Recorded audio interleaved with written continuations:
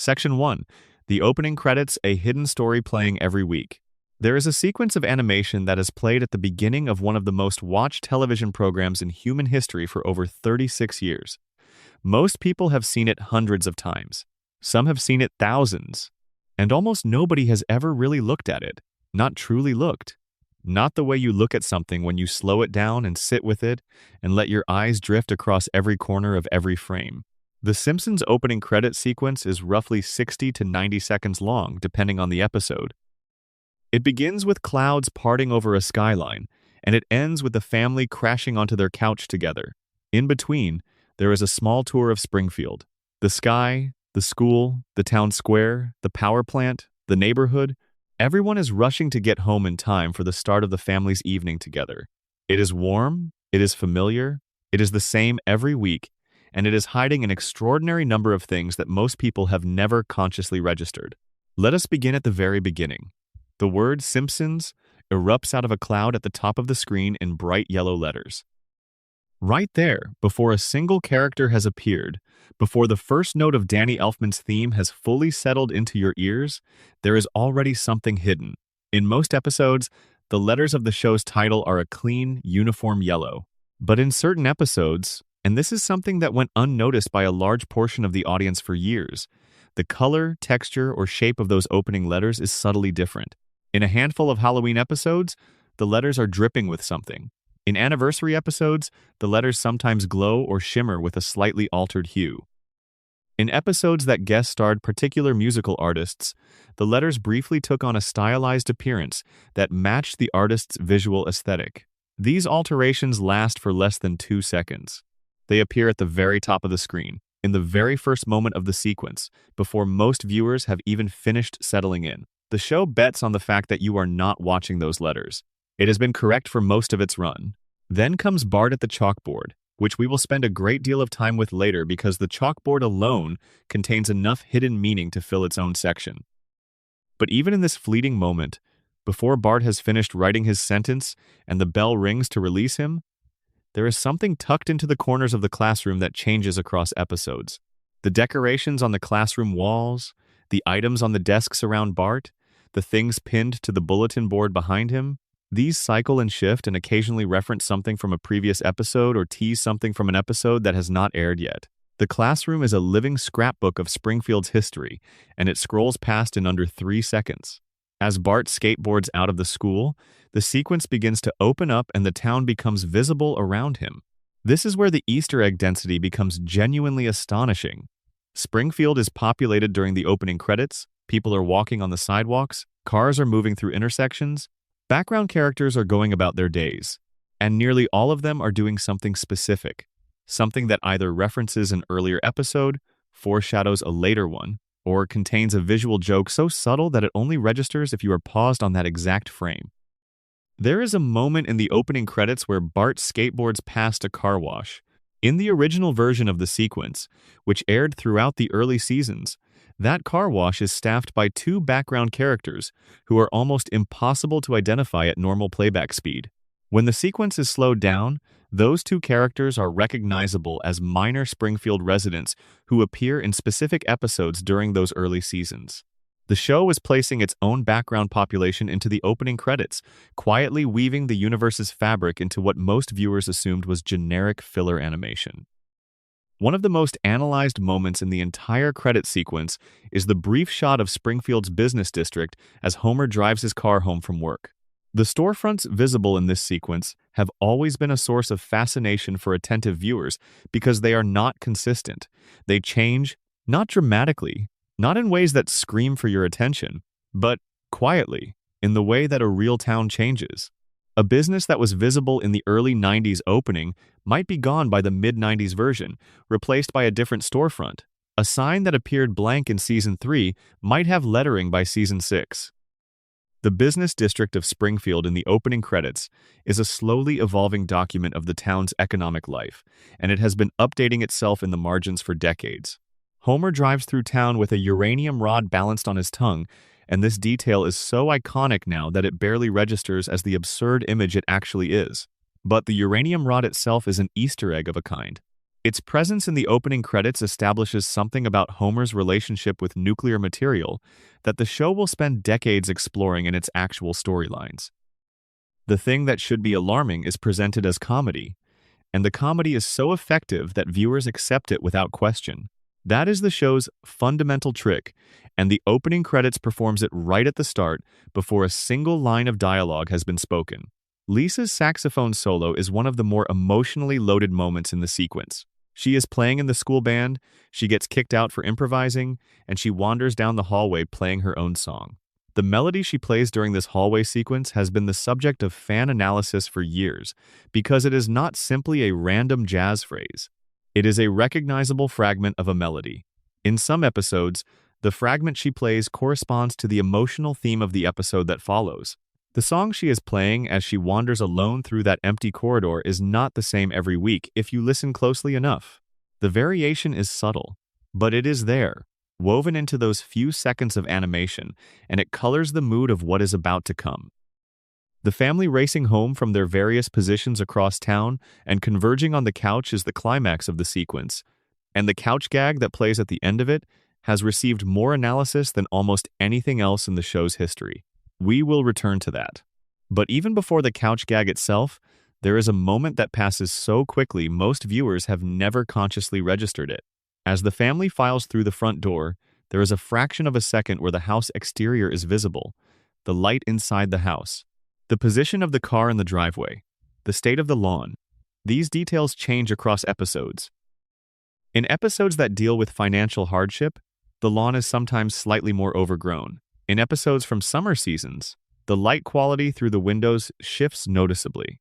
In episodes that aired around the time of significant story events for the family, the exterior of the house sometimes reflects a residue of whatever happened to them. The show's animators have confirmed across various interviews and DVD commentaries that the opening sequence was designed to be a living document, not a static piece of brand identity, but something that breathes and changes and rewards the viewer who watches the same 60 seconds week after week and actually notices the differences. For most of its history, that kind of viewer was rare. The internet changed that. When high-definition versions of episodes became widely available, when frame-by-frame analysis became something anyone could do with a pause button and an afternoon, the opening credits revealed themselves to be something astonishing. A weekly update to a show within the show that had been running invisibly alongside the main program for years. There is one hidden element of the opening credits sequence that deserves particular attention because it operates on a layer of meaning that goes beyond visual jokes or character cameos. It concerns the family photograph. In the family portrait that sometimes appears in background shots during the sequence, the photograph is never quite right. The family members in the photo do not always match the current visual design of the characters. In very early episodes, the portrait version of the characters had slightly different proportions, slightly different expressions, subtle variations in their design that reflected where the show was in its development at that point. As the seasons progressed and the character design settled into the definitive look everyone recognizes, the portrait updated. But it never updated exactly in sync with the main animation. There was always a slight lag, a slight divergence, as if the photograph captured the family at a slightly different moment than the one the show was presenting. This might sound like a trivial production detail, a behind-the-scenes animation continuity question rather than anything meaningful, but the fans who noticed it did not read it as trivial. They read it as the show quietly documenting the passage of time in the one place where the passage of time was supposed to be impossible. The photograph ages when the characters cannot. The portrait keeps a record that the floating timeline refuses to maintain. The music that accompanies the opening sequence is itself an Easter egg delivery system.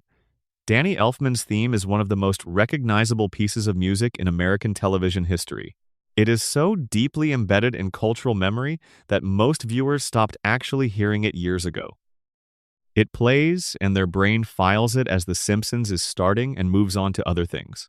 But the theme has been slightly altered across the show's run in ways that correspond to changes in the show's tone, production values, and creative direction. The orchestration has been subtly updated.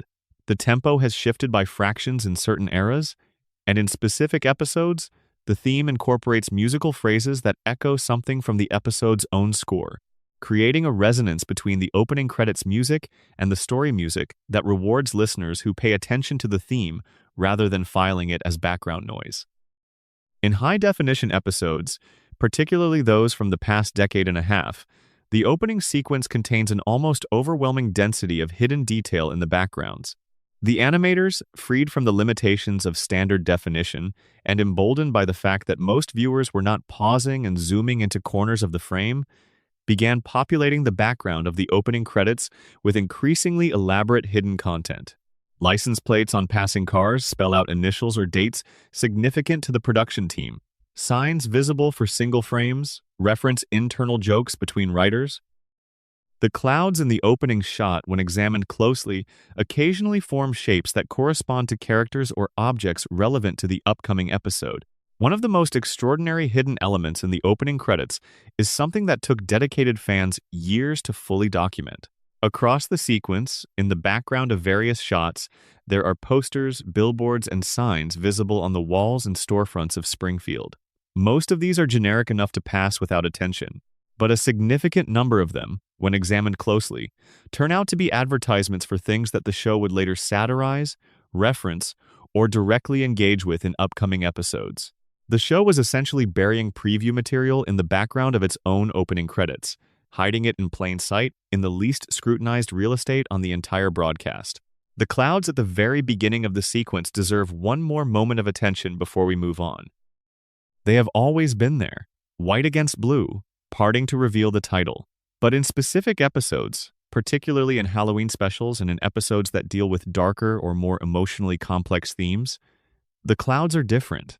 The sky is a different shade, the light has a different quality, and the clouds themselves, when paused and examined, occasionally contain formations that are not clouds at all. They are shapes, faces, objects.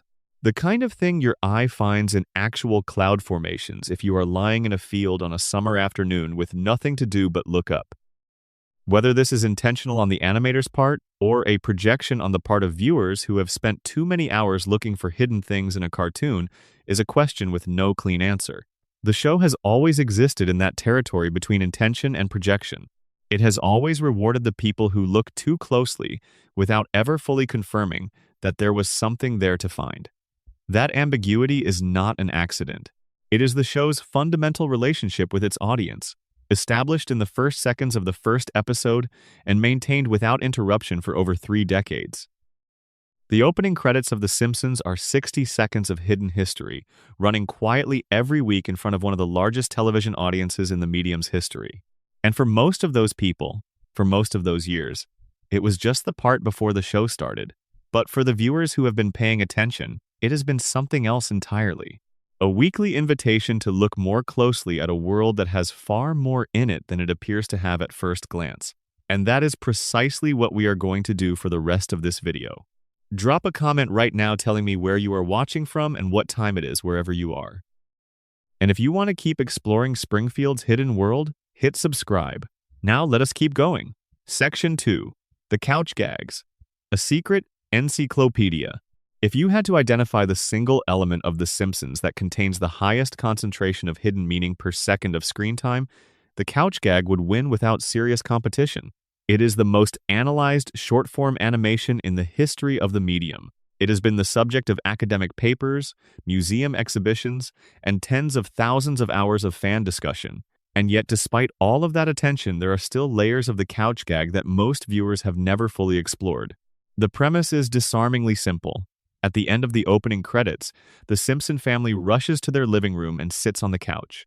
The specific way they arrive and arrange themselves changes from episode to episode. That is the gag. Sometimes it is brief, a quick visual joke lasting only a second or two. Sometimes it is an elaborate set piece that runs for several minutes. Sometimes it is a guest animated sequence produced by an outside artist. Sometimes it is a conceptual piece that seems to have almost nothing to do with a family sitting on a couch. But even before we get into the couch gags themselves, there is a hidden layer that most viewers have missed. The couch itself, the physical object. The piece of furniture that the family returns to at the end of the credits in every episode, it does not always look the same. The color of the couch shifts slightly across seasons. The proportions vary. The cushion configuration changes. And in specific episodes, the couch contains things that should not be there. Objects tucked into cushions, items resting on the armrests, shadows that suggest something is behind or beneath the couch. Most of these details exist for fewer than 2 seconds before the episode proper begins, and the speed of the gag itself draws your attention away from the furniture and toward whatever is happening with the family. The couch is hiding things in the background of the thing that is already hiding things in the background. The earliest couch gags established a template that would define the format for decades. The family runs in and sits down, something unexpected happens, and the show begins. That template is simple enough, but from that simplicity, the show built something that has become one of the most varied and experimental animation spaces in television history. An early gag in which 2 complete families of Simpsons run in and try to occupy the same couch simultaneously is deceptively layered. The first time you see it, it works as a physical comedy bit about overcrowding. The 2 families are identical. Same faces, same clothes, same proportions. The implication running underneath the joke is not just that there are too many Simpsons for one couch. The implication is that the Simpson family is in some sense interchangeable, that their version of domestic chaos is not unique to them, that there exist parallel configurations of the same household running the same routines in the same rooms. 4 seconds of gag. A thesis about American family homogeneity visible underneath it if you are inclined to look. The couch gag that most consistently catches viewers off guard, even viewers who believe they have seen everything the show has to offer, involves a moment of complete darkness. The family runs in, the lights go out, and in the pitch black there is the sound of a struggle. Something is happening in that darkness. Something physical and chaotic and without a clear explanation. When the lights return, the family is seated normally on the couch. Everything is fine. Nobody acknowledges what happened in the dark. This gag plays in multiple variations across the show's run, and each time it performs the same operation. It gestures towards something alarming and then immediately retreats into normalcy without explanation. It is one of the more honest things the show has ever done about the hidden turbulence of domestic life, and it accomplished this in the 60 seconds before the episode began. The Banksy couch gag from 2010 is the most celebrated guest-produced sequence in the show's history. The sequence ran for over a minute and a half and depicted an overseas animation production facility operating in conditions of obvious exploitation, with workers and animals suffering in the process of manufacturing Simpsons merchandise. It aired during a regular Simpsons episode, in the slot where a couch gag always appears, with no prior announcement and no special framing. Most viewers watching in real time had no idea what they were seeing until it was already well past its midpoint. What is less discussed about the Banksy couch gag is what it did to the episodes that followed it in that season. For several episodes after the Banksy sequence aired, the couch gags were notably subdued, brief, almost deliberately quiet, as if the show was aware that it had said something significant and needed a moment before returning to comedy. Whether this was intentional programming or coincidence of scheduling is not something the production has confirmed. But the tonal shift is there, visible in the sequence of couch gags across that particular stretch of the season. Bill Plimpton produced a couch gag that transformed the family into clay and rebuilt them through a series of surreal, sculptural transformations. Don Hertzfeldt produced what is arguably the strangest piece of animation in the show's history for a 2016 episode, depicting a degraded future version of The Simpsons in which the characters have been corrupted and distorted beyond recognition, rendered in a deliberately primitive style that made Springfield feel genuinely wrong in a way that the polished main animation is structurally incapable of achieving. The Hertzfeldt sequence contains, buried within its visual distortion, specific references to the show's own history that are only visible if you know the original material well enough to recognize what has been corrupted from it. The couch gags that most reward close examination are not the grand artistic statements. The ones worth pausing on are the brief, apparently simple ones from the show's middle seasons. These run for 5 to 10 seconds, they appear to be quick visual jokes, and they are packed with references that most viewers process and immediately forget. There is a couch gag, in which the family sits down and the camera pulls back to reveal that their couch is a single element in a vast repeating pattern, an infinite grid of Simpson families in identical living rooms, stretching in every direction.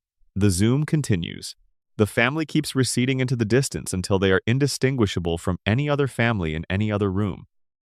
This image has been read as commentary on television's homogenization of family life, as a visual representation of the show's own mass production across its many seasons, and as a reference to a specific mathematical concept about infinite self-similar structures that one of the show's writers had explored in a previous script.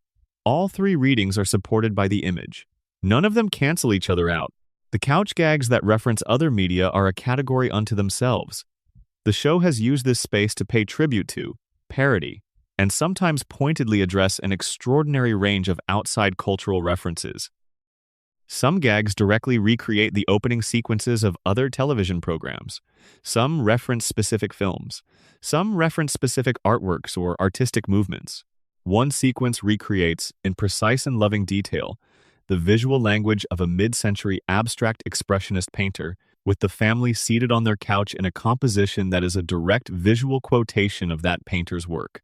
The specific painting being referenced connects thematically to the episode's storyline in a way that is invisible unless you know the original work well enough to recognize it in an animated form at 2/3 scale. The couch gags that play with the physical structure of the television frame itself are among the most technically interesting in the show's catalog. There are sequences in which the family appears to notice the viewer through the screen, and their reaction to this awareness is ambiguous enough that it reads differently on different viewings. Is it recognition? Is it alarm? Is it something else? The gag ends before the thread resolves. The episode begins. But that moment of suggested eye contact between the animated family and the person watching them in their living room is one of the stranger things the show has produced, and it happened in the 30 seconds before the episode started when most viewers were still settling in. There is a recurring category of couch gags that are, essentially, death sequences. Something eliminates the family.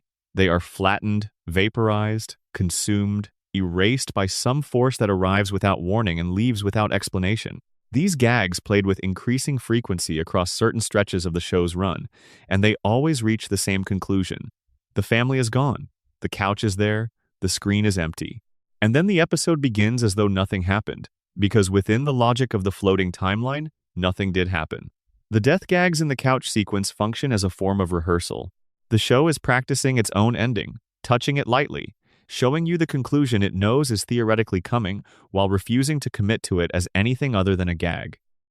Every time the family is erased on their couch, the show is acknowledging that the story has an ending it cannot yet write, and doing so in the one space where consequences officially do not apply.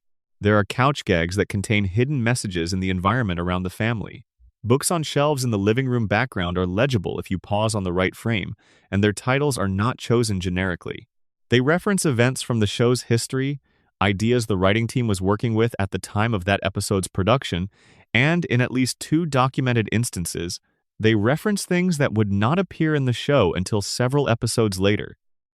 The couch gag's background is hiding preview content inside the gag's own background, which is itself hiding content inside the episode's opening sequence, which is itself the preamble to the main episode.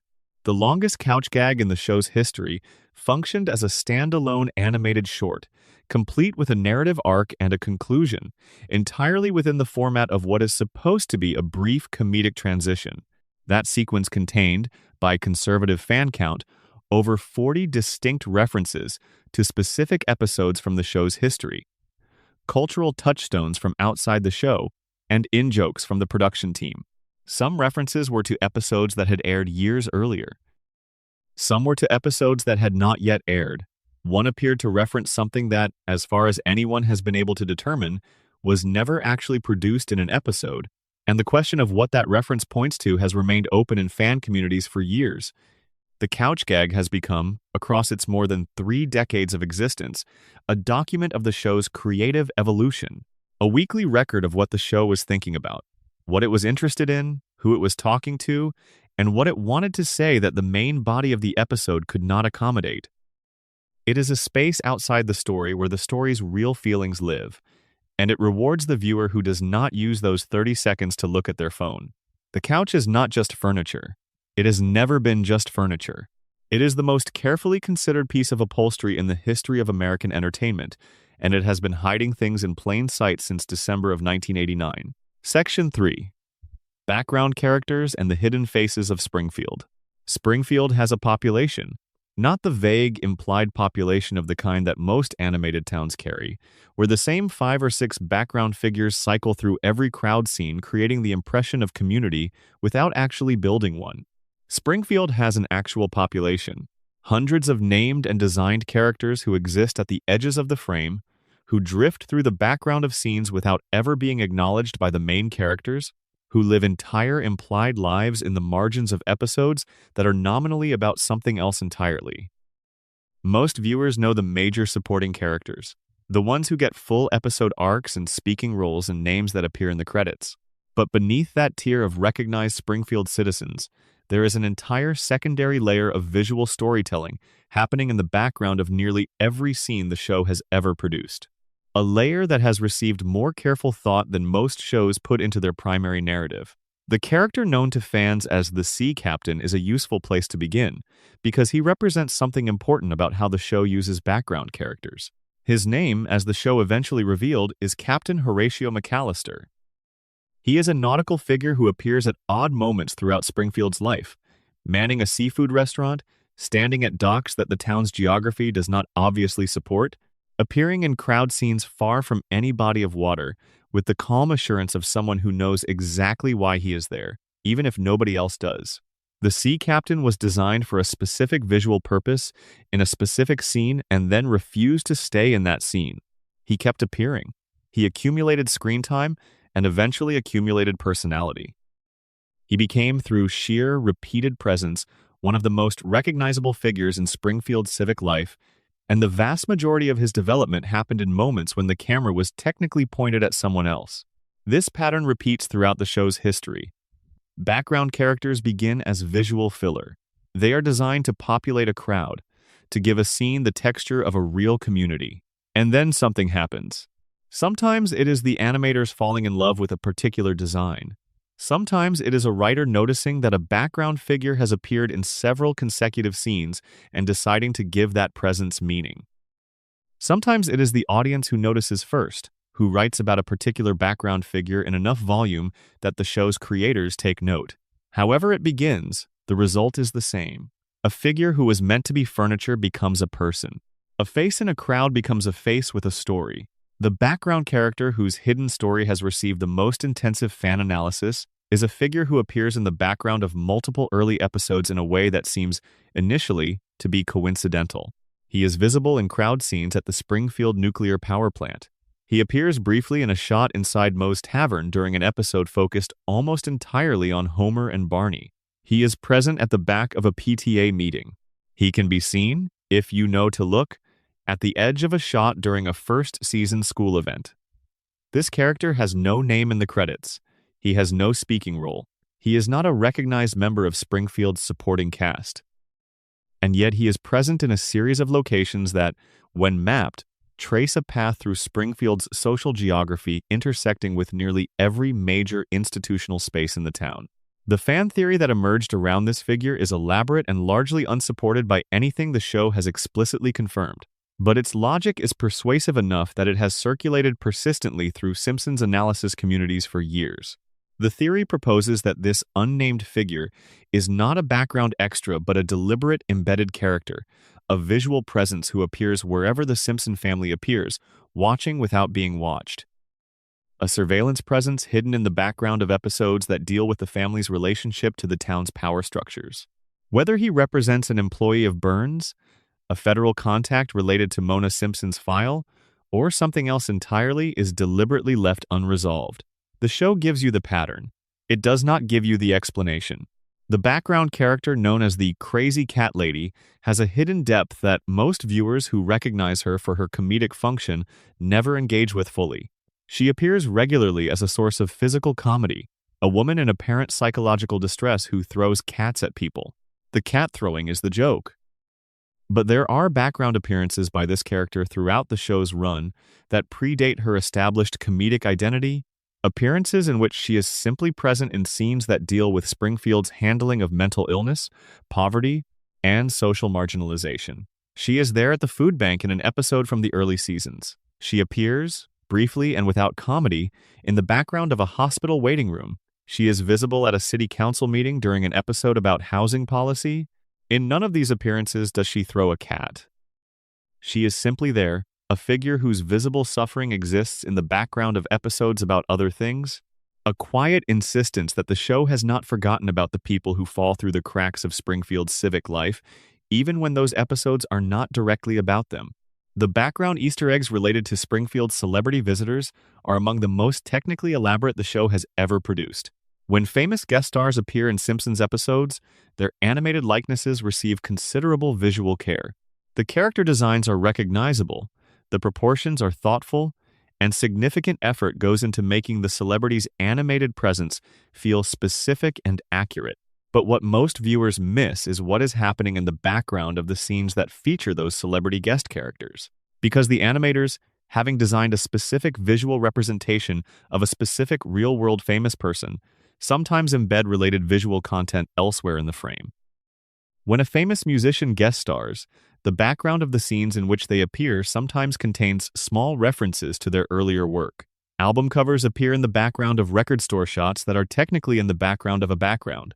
Song titles appear on the spines of books in someone's home. Imagery associated with the artist's most famous visual identity appears in the kind of peripheral location where viewers who know the artist's catalog will find it and viewers who do not never will. These background references are not promotional.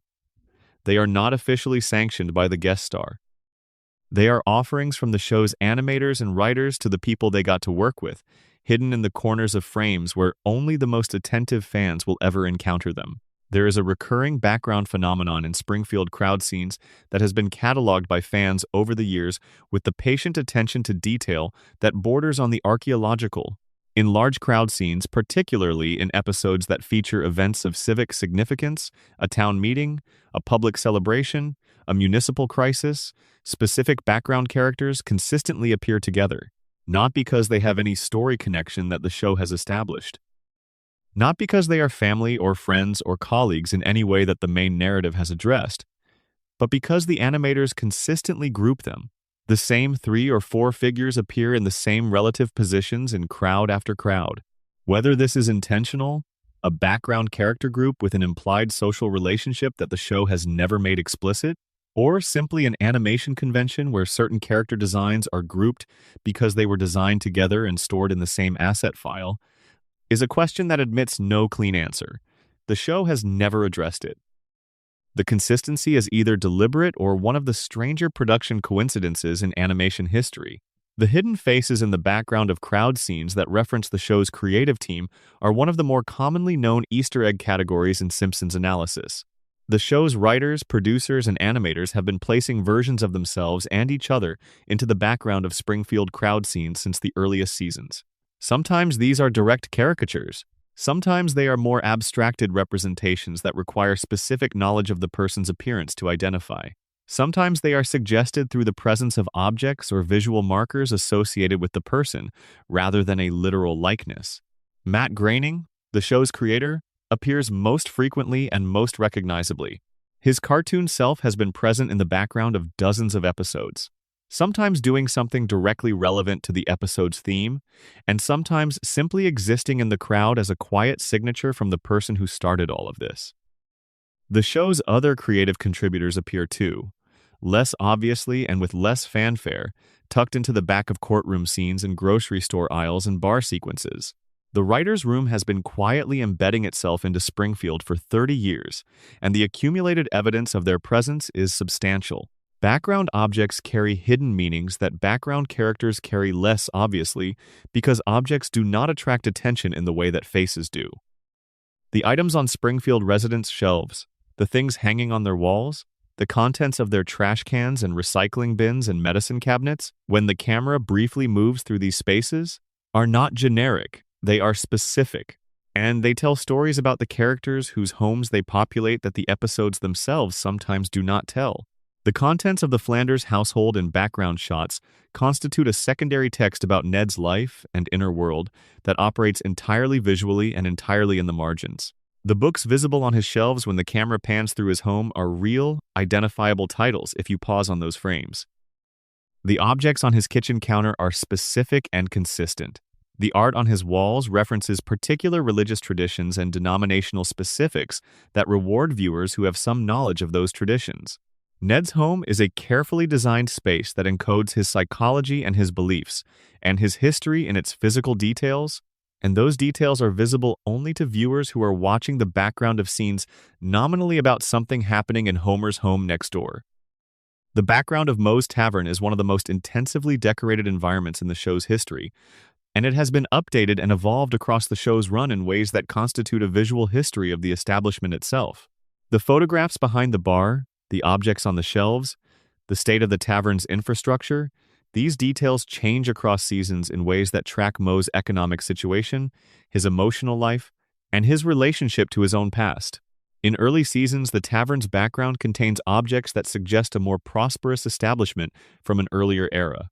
As the seasons progress, the evidence of that earlier prosperity becomes more worn, more faded, more obviously relics of something that has not existed for a long time. The tavern's physical space is a biography of its owner's decline written in background decoration. The background of Springfield Elementary changes across seasons in ways that correspond to the school's financial situation, as depicted in various episode storylines. In episodes that follow on from plots about budget cuts, the background of classroom scenes shows a visible reduction in materials. Decorations disappear from walls. Equipment in the background becomes older or more damaged. Library scenes show shelving that is less fully stocked than in earlier episodes. The school is genuinely getting poorer in its background details across the show's middle seasons, documenting the cumulative effect of underfunding storylines that the show returned to repeatedly. There are background characters in Springfield whose appearances, when plotted across episodes, trace story arcs that the show has never made explicit. A particular unnamed figure appears in the background of multiple episodes that deal with Springfield's relationship to its immigrant community.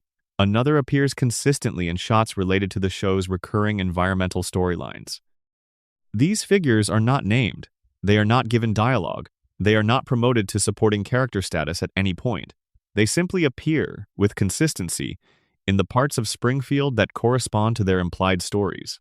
They are the show's hidden protagonists, living their lives in the background of someone else's narrative, visible only to the viewers who are watching the edges of the frame. The most extraordinary background character in the show's history, in terms of sheer accumulated hidden meaning, is a figure who has been present in the background of crowd scenes since nearly the very beginning, who has appeared in over 100 episodes, who has been visible in the background of some of the show's most iconic and analyzed moments, and who has never once been acknowledged by any main character in the show's history. This figure is not Hans Moleman, who is a recognized character with a name and a recurring comedic function. This is someone else, existing at a layer of background density that even dedicated fans sometimes overlook. The debate about whether this figure's repeated presence is intentional continues in Simpsons analysis communities. The show has never confirmed or denied it. The producers have not addressed it. And the figure continues to appear, at the edges, doing nothing that draws attention, simply present in the places where Springfield's life happens, watching the foreground story unfold with the patience of someone who has been there since the beginning and intends to remain there until the end. Section 4. The D.O. files hidden jokes buried in dialogue. The spoken language of The Simpsons is the most thoroughly analyzed dialogue in the history of American television. Every philosophical tangent Homer has ever wandered into has been excerpted and debated. Every prediction Lisa has ever made has been fact-checked against subsequent real-world events. Every one of Bart's prank calls to Moe's Tavern has been cataloged, the names collected and cross-referenced and appreciated by fans who have memorized the full list. The show's dialogue has been treated, in certain academic circles, with a seriousness that rivals the analysis applied to canonical literature.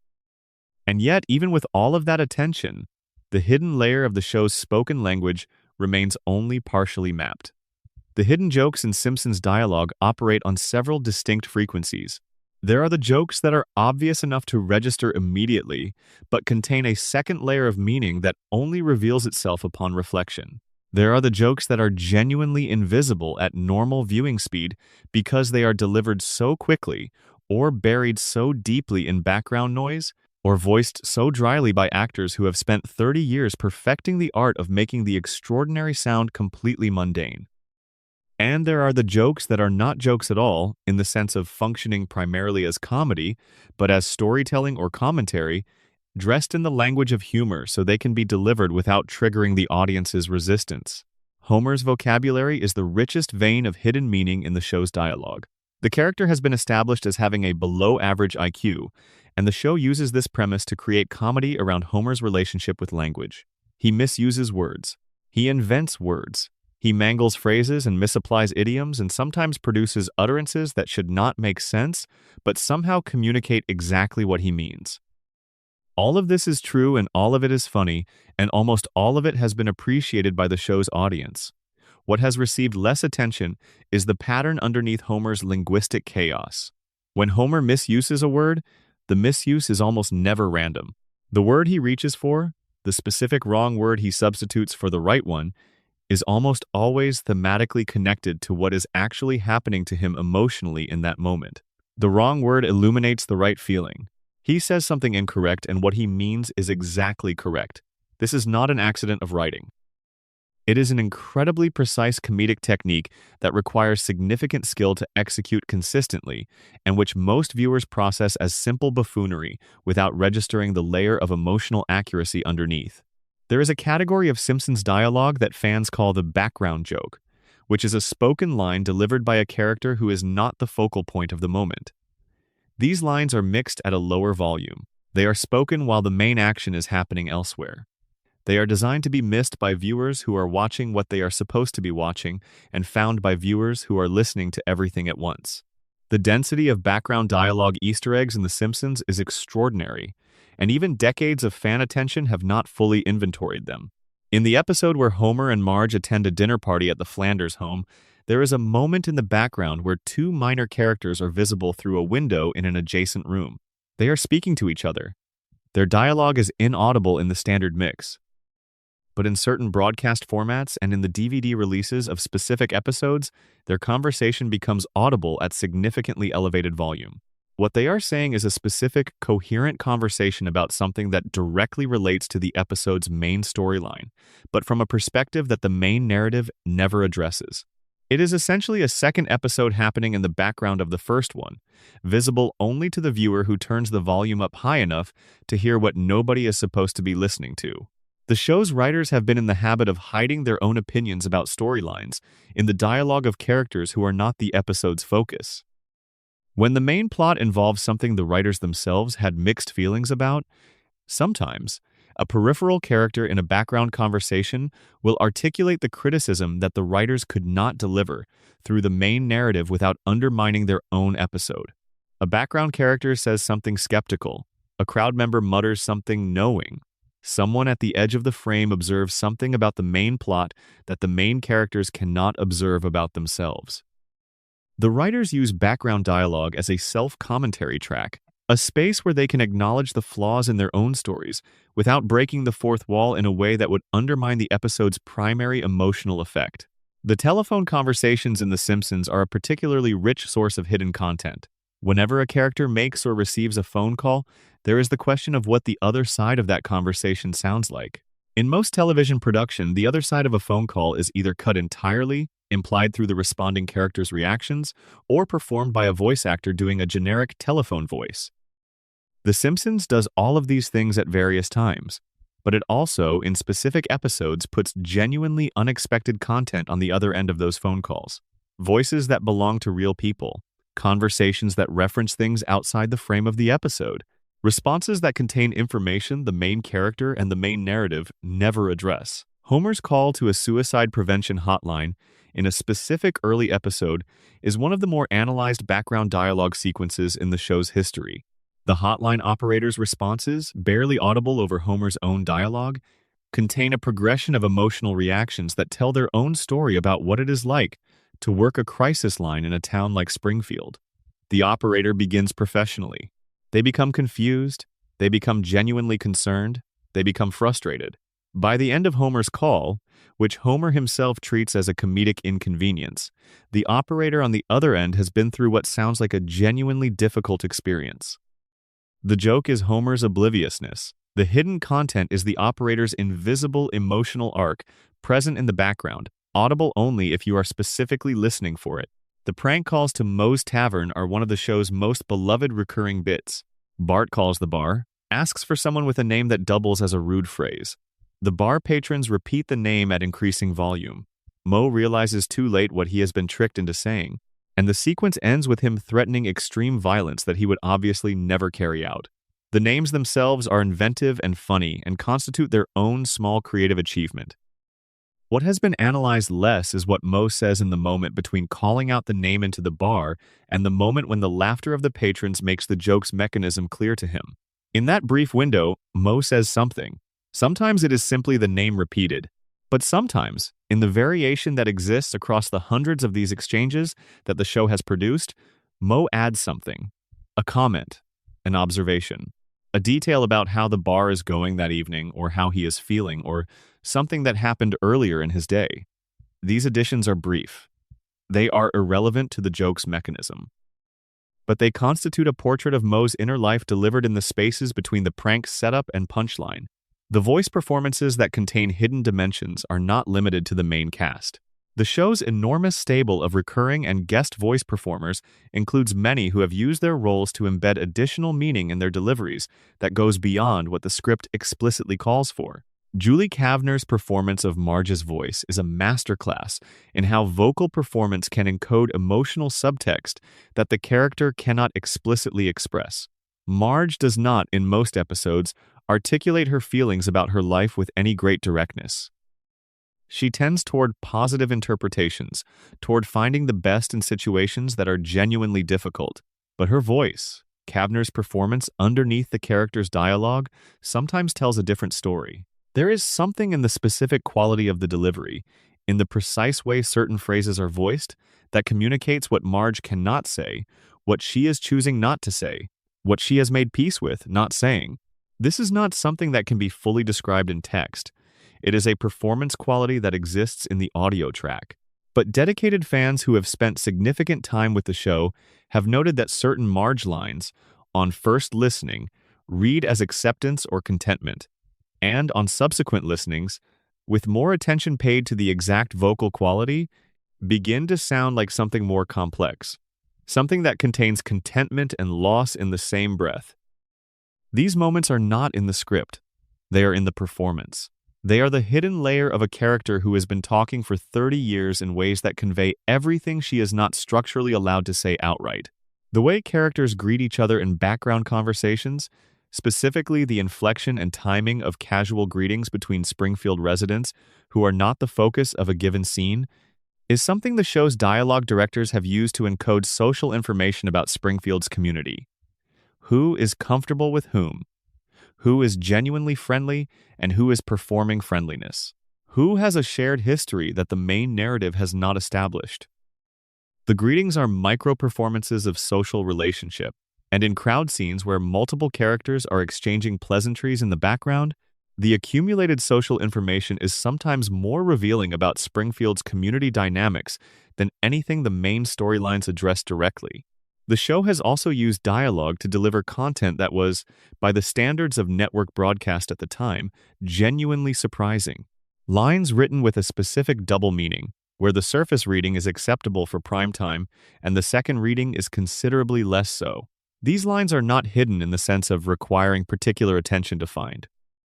They are delivered in the main narrative, by main characters, in prominent positions, but they are written with enough syntactic ambiguity that the double meaning requires a moment of processing to register, by which point the scene has moved on and the moment of recognition arrives privately in the viewer's own mind, without any confirmation from the show. The richest vein of literary embeddings is in Lisa's dialogue. Lisa is established as a reader and a scholar, and her speech patterns throughout the show contain regular, quiet allusions to the texts that constitute her character's implied intellectual world. Some of these allusions are explicit and acknowledged by the show, but many more are structural rather than stated. The shape of a sentence she uses, the specific pairing of words in a moment of emotional expression, the metaphor she reaches for when trying to articulate something she finds difficult to say, these are derived from outside texts, They are the voice of a character whose mind has been shaped by reading, and the fingerprints of what she has read are in her language, visible to anyone who has read the same things. Homer's relationship with language contains one of the show's most quietly devastating hidden observations, which is this: Homer is not actually incapable with language. He is incapable of using language to say things that other people find valuable or coherent.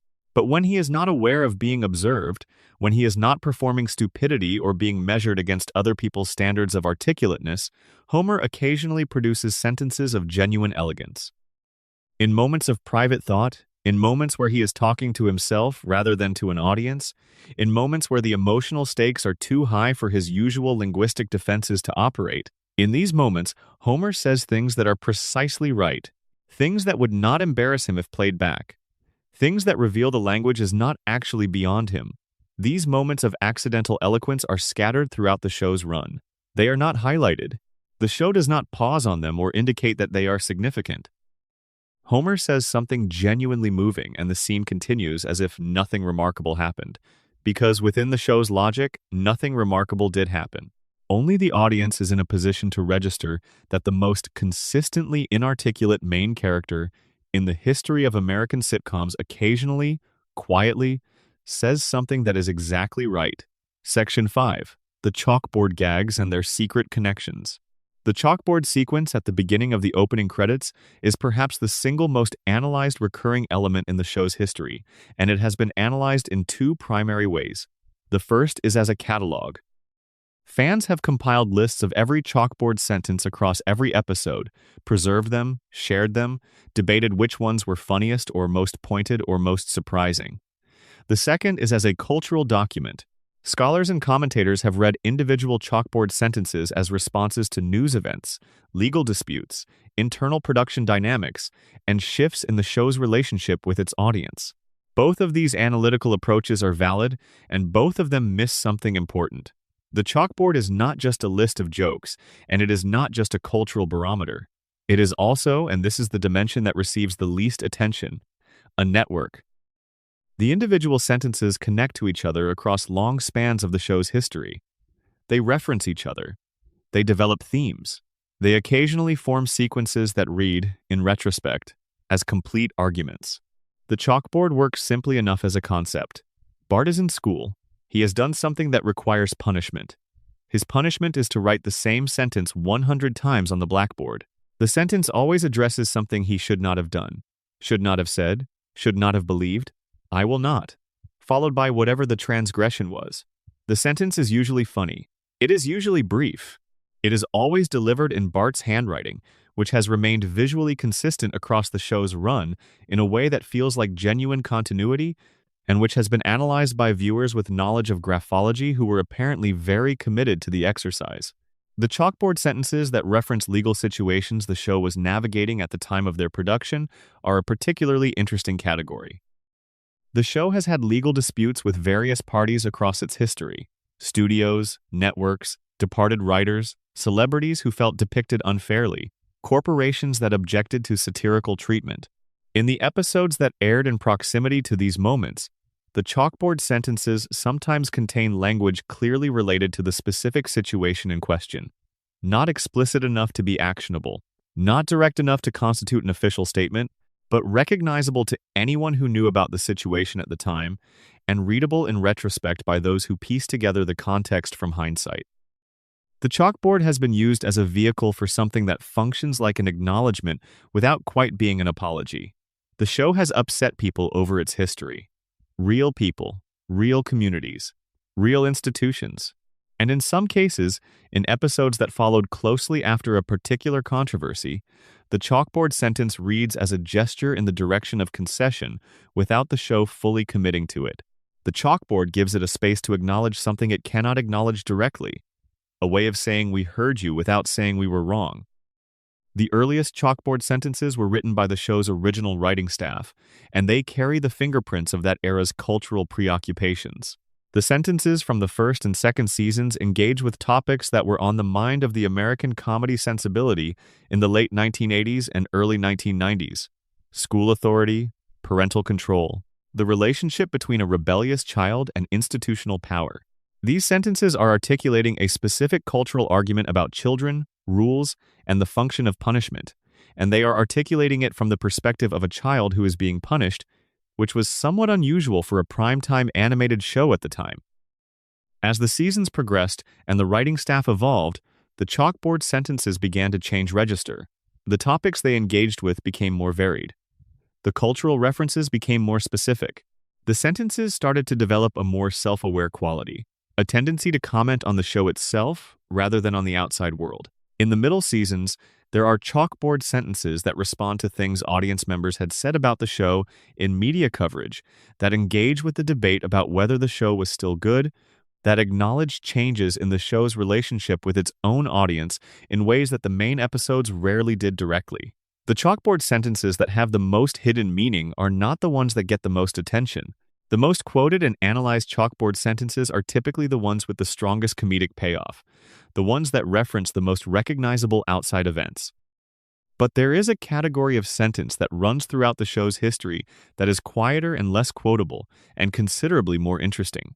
These are sentences that appear at first to be simple negative commands, but which, when you sit with them, turn out to be philosophical. Not jokes about specific transgressions, but statements about broader conditions of human experience. Sentences about belief, about memory, about the nature of repetition itself, about whether writing a sentence 100 times constitutes learning, or merely the performance of learning. The handwriting changes in the chalkboard sequence provide another layer of hidden information. Bart's handwriting, as mentioned, has been consistent across the show's run. But there are episodes in which the handwriting shows signs of being produced by someone who is distressed or fatigued, or rushing to finish. The letters are slightly more cramped. The sentence starts large and compresses as it continues, as if Bart ran out of space and patience simultaneously. These episodes often correlate with storylines in which Bart himself is under unusual stress. The chalkboard is mirroring the character's internal state through the physical quality of his script.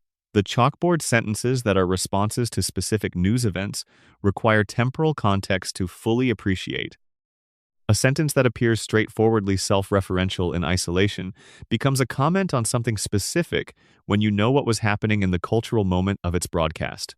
Several chalkboard sentences written in the aftermath of significant public events read differently in retrospect when those events have become historical. What was a contemporary observation is now a document of a moment, preserved in the show's archive, visible to future viewers who can look back at it with the knowledge of everything that followed. There are chalkboard sentences that are, if you look at them without the context of the show's general comedic register, actually quite dark. Sentences about the nature of power, about what it means to be told to repeat something until you believe it, about the function of punishment as a mechanism of social control rather than a mechanism of learning. The chalkboard is, when you step back from the specific sentence and consider the format itself, a remarkably stark image, a child, alone, writing the same sentence over and over until the bell rings. The show has not always been able to resist pointing this out to itself. There are moments in the show's history when the chalkboard sequence is used not for a standard gag but for something more reflective. Moments when the sentence Bart is writing is not funny and is not trying to be. Moments when what Bart writes is simply honest, a direct statement about his own experience of being who he is in the place he lives. These moments are rare. They are outnumbered enormously by the gags and the topical jokes and the wordplay. But they are there, embedded in the format, waiting for the viewer who is not expecting them. The chalkboard gags in the Treehouse of Horror episodes constitute a separate category entirely, and they represent one of the show's most reliably inventive annual traditions. In these Halloween episodes, the normal chalkboard format is subverted. Bart may not be the one writing. The sentence may not follow the standard structure. The content may be genuinely alarming rather than comedic. These variations are not random.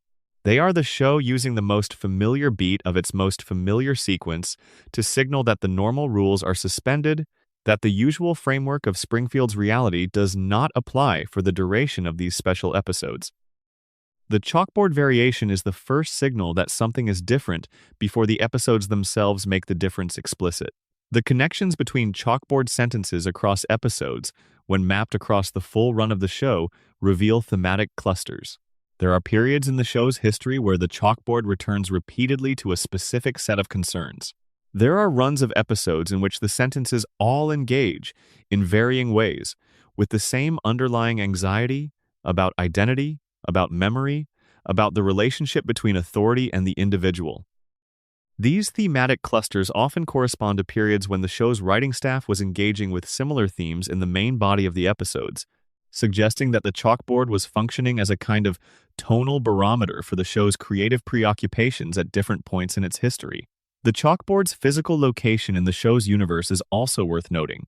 It is at Springfield Elementary, the institution that the show uses most consistently as a space for exploring the relationship between American children and American society.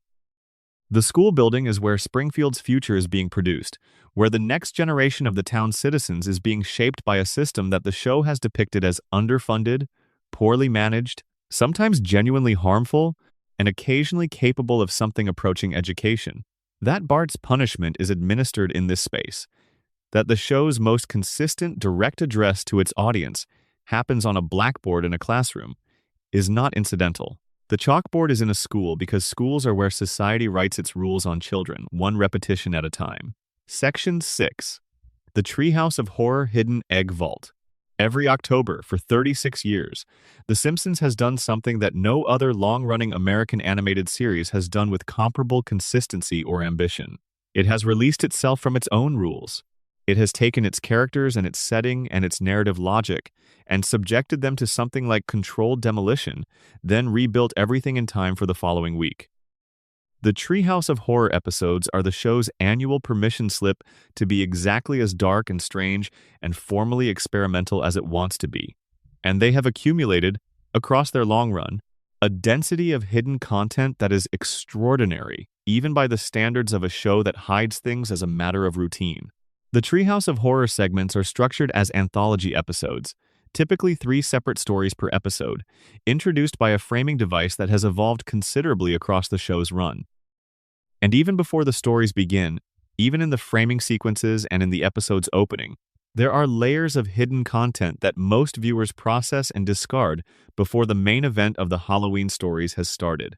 The opening titles of the Treehouse of Horror episodes are among the most carefully constructed Easter egg environments in the show's history. Each year, the production team creates a sequence that replaces the normal opening credits with a horror-themed variation. The names of the production team are rendered as horror parody names. The show's title is modified to suggest something ominous.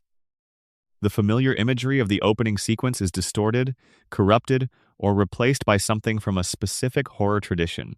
These opening sequences have referenced, across their long history, an extraordinary range of horror literature, horror cinema, and horror art, often in ways that require specific knowledge of the referenced works to appreciate fully. The parody opening titles reward viewers with specific knowledge of the horror genre in ways that general audiences simply cannot access. A title card rendered in the precise visual style of a specific mid-century horror film poster. A production credit formatted in the typographic style of a particular horror author's book covers.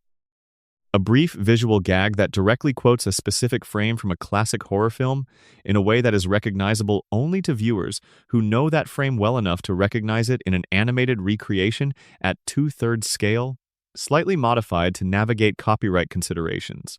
One of the most celebrated aspects of the Treehouse of Horror episodes is their tradition of restaging horror films and horror literature as Simpsons stories. The show has produced animated versions of The Shining, Nightmare on Elm Street, The Fly, Twilight Zone episodes, Edgar Allan Poe stories, and dozens of other horror touchstones.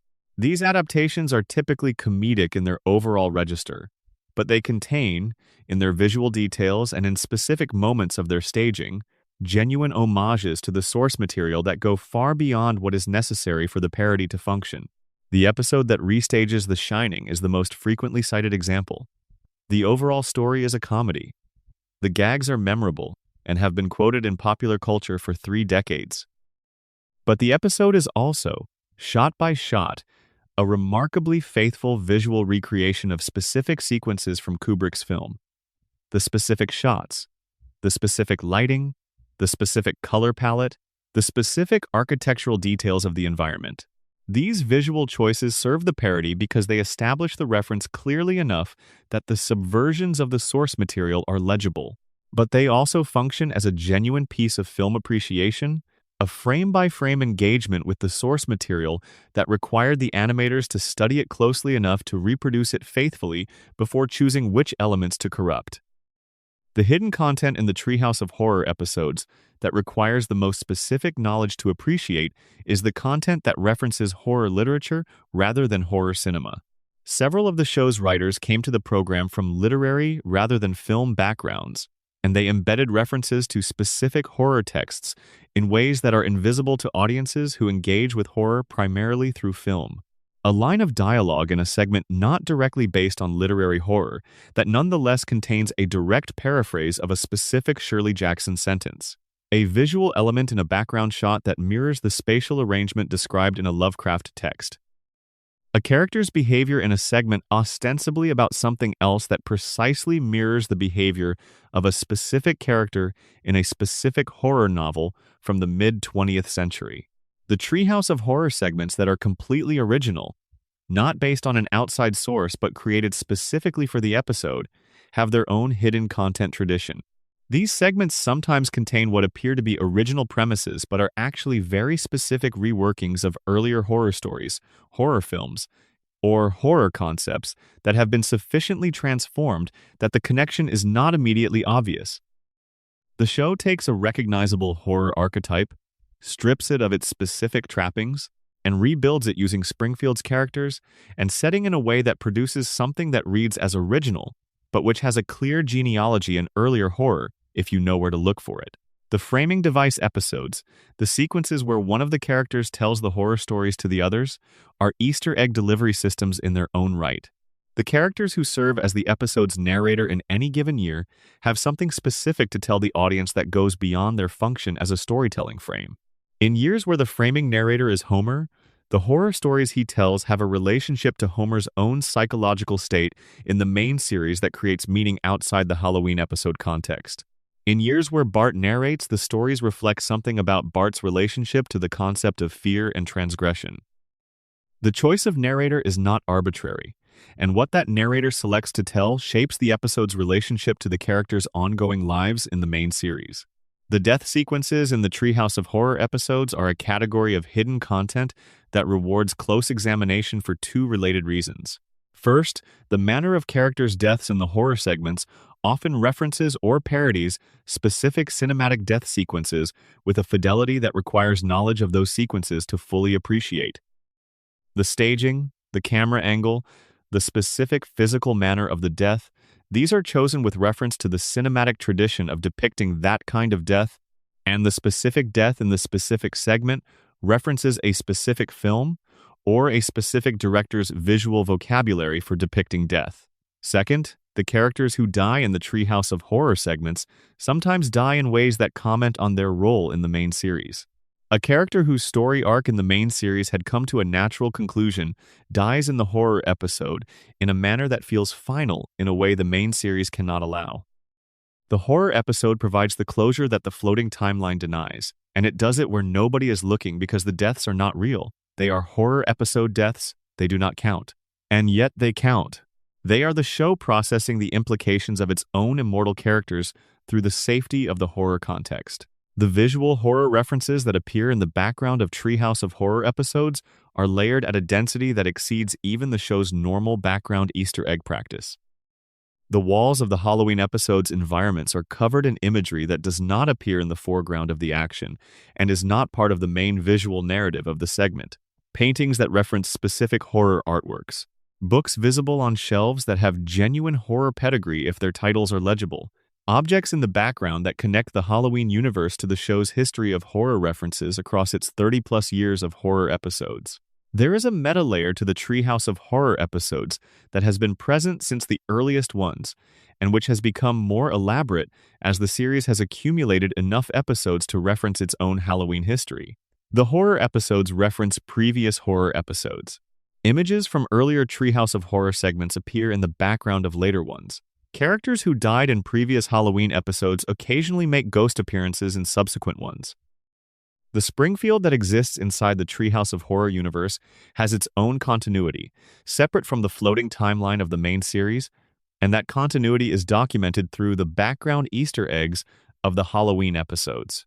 The Treehouse of Horror episodes that contain horror references that were contemporary at the time of their production, but which have since become historical, are a fascinating category of hidden content because they function differently now than they did on first broadcast. A horror reference that was topical in 1995 was funny in a specific way in 1995 because the audience was processing it against a background of current cultural awareness. The same reference encountered now requires knowledge of what was culturally current in 1995 to be fully legible, which means it has a different relationship to contemporary viewers than it had to its original audience.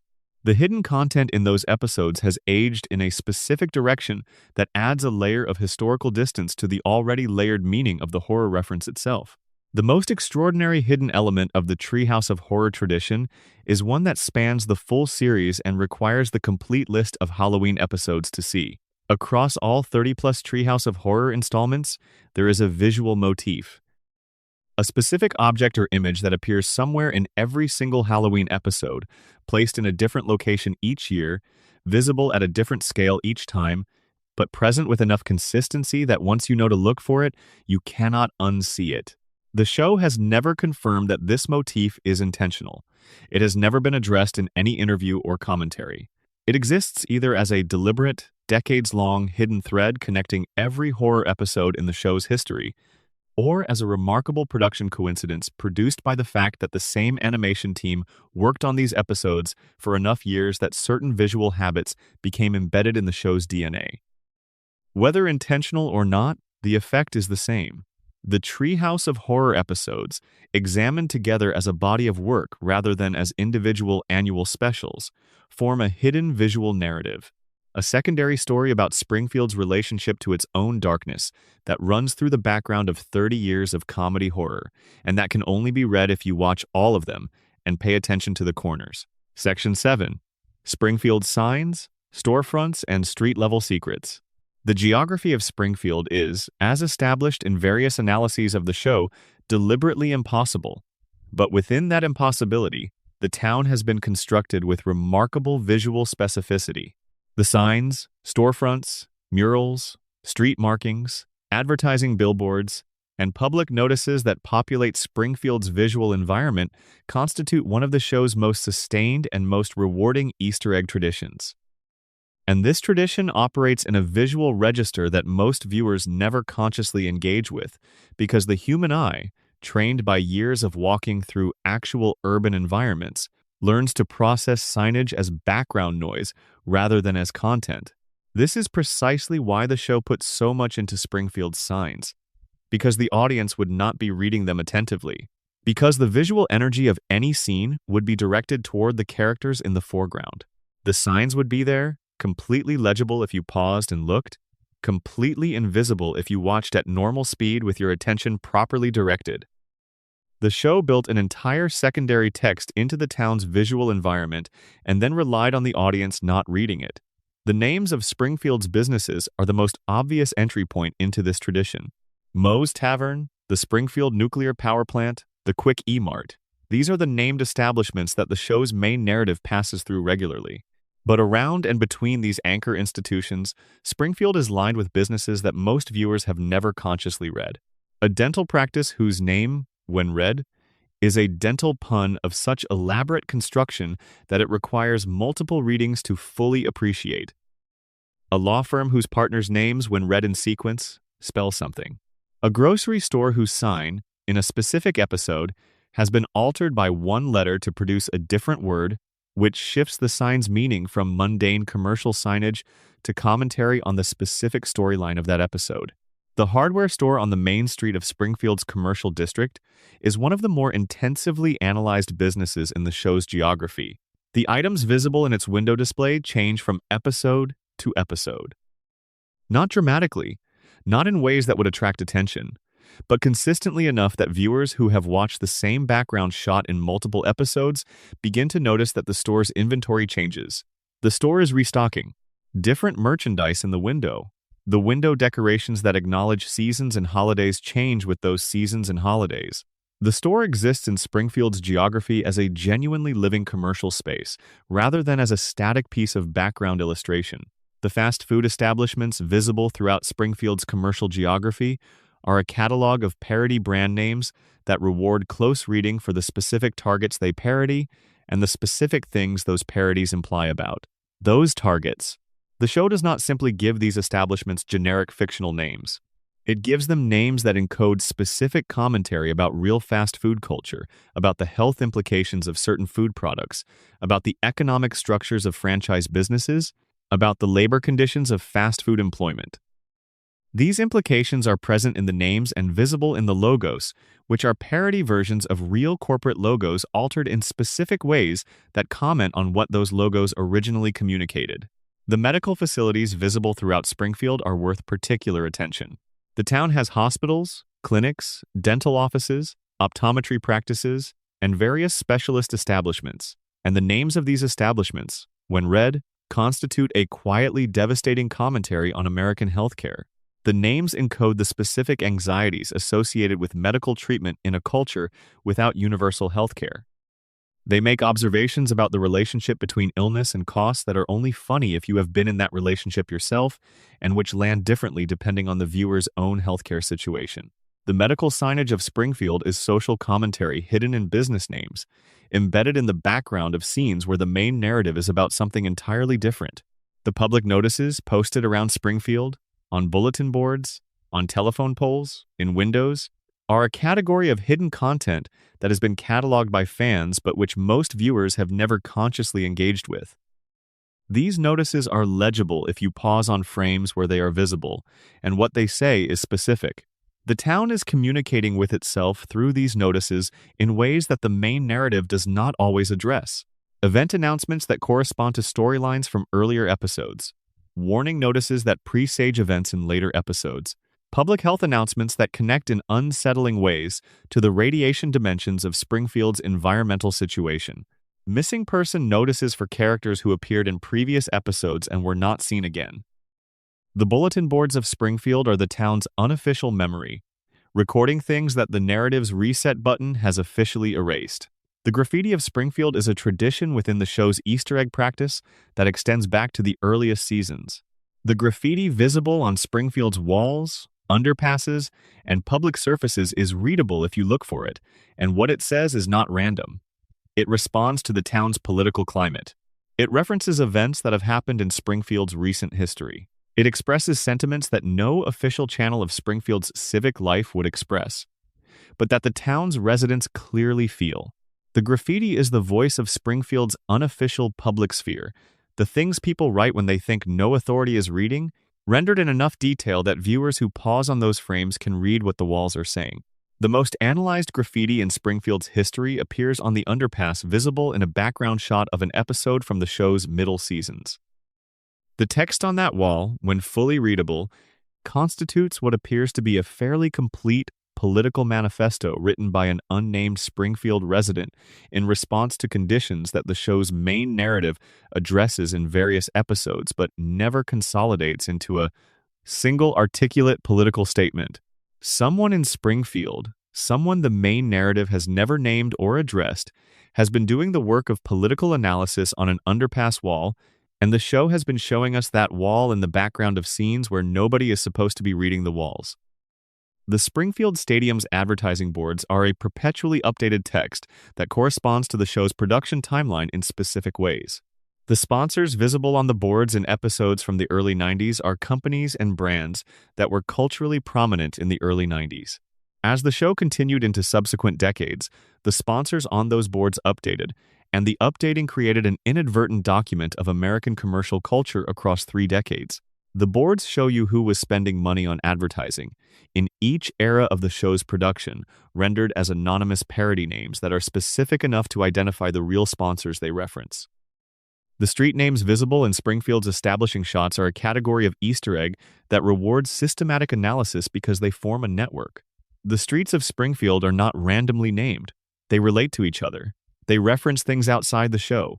Some are named after real people connected to the show's production history. Some reference the show's own characters in ways that imply history between those characters and specific locations. One street name, when its etymology is traced, turns out to be an anagram of a phrase that is thematically connected to the neighborhood it serves.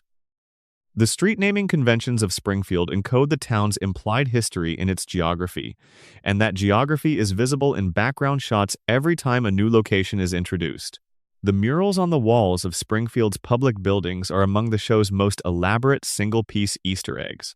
Murals are large enough to contain significant visual detail and are typically placed in backgrounds where they can be fully seen in a single shot. The murals in Springfield City Hall, in its library, in its schools and community centers, are detailed enough that they tell complete stories in their visual content. And those stories are often directly relevant to the episodes in which they appear as background elements. A City Hall mural that depicts Springfield's founding in a way that, examined closely, reveals a founding narrative very different from the official one implied by the show.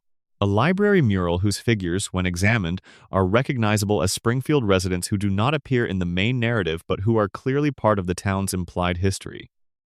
A school mural that tells the history of American education in a visual sequence that comments on every aspect of that history, rendered in enough detail to read as a complete visual argument hanging on the wall in the background of a scene about something else entirely.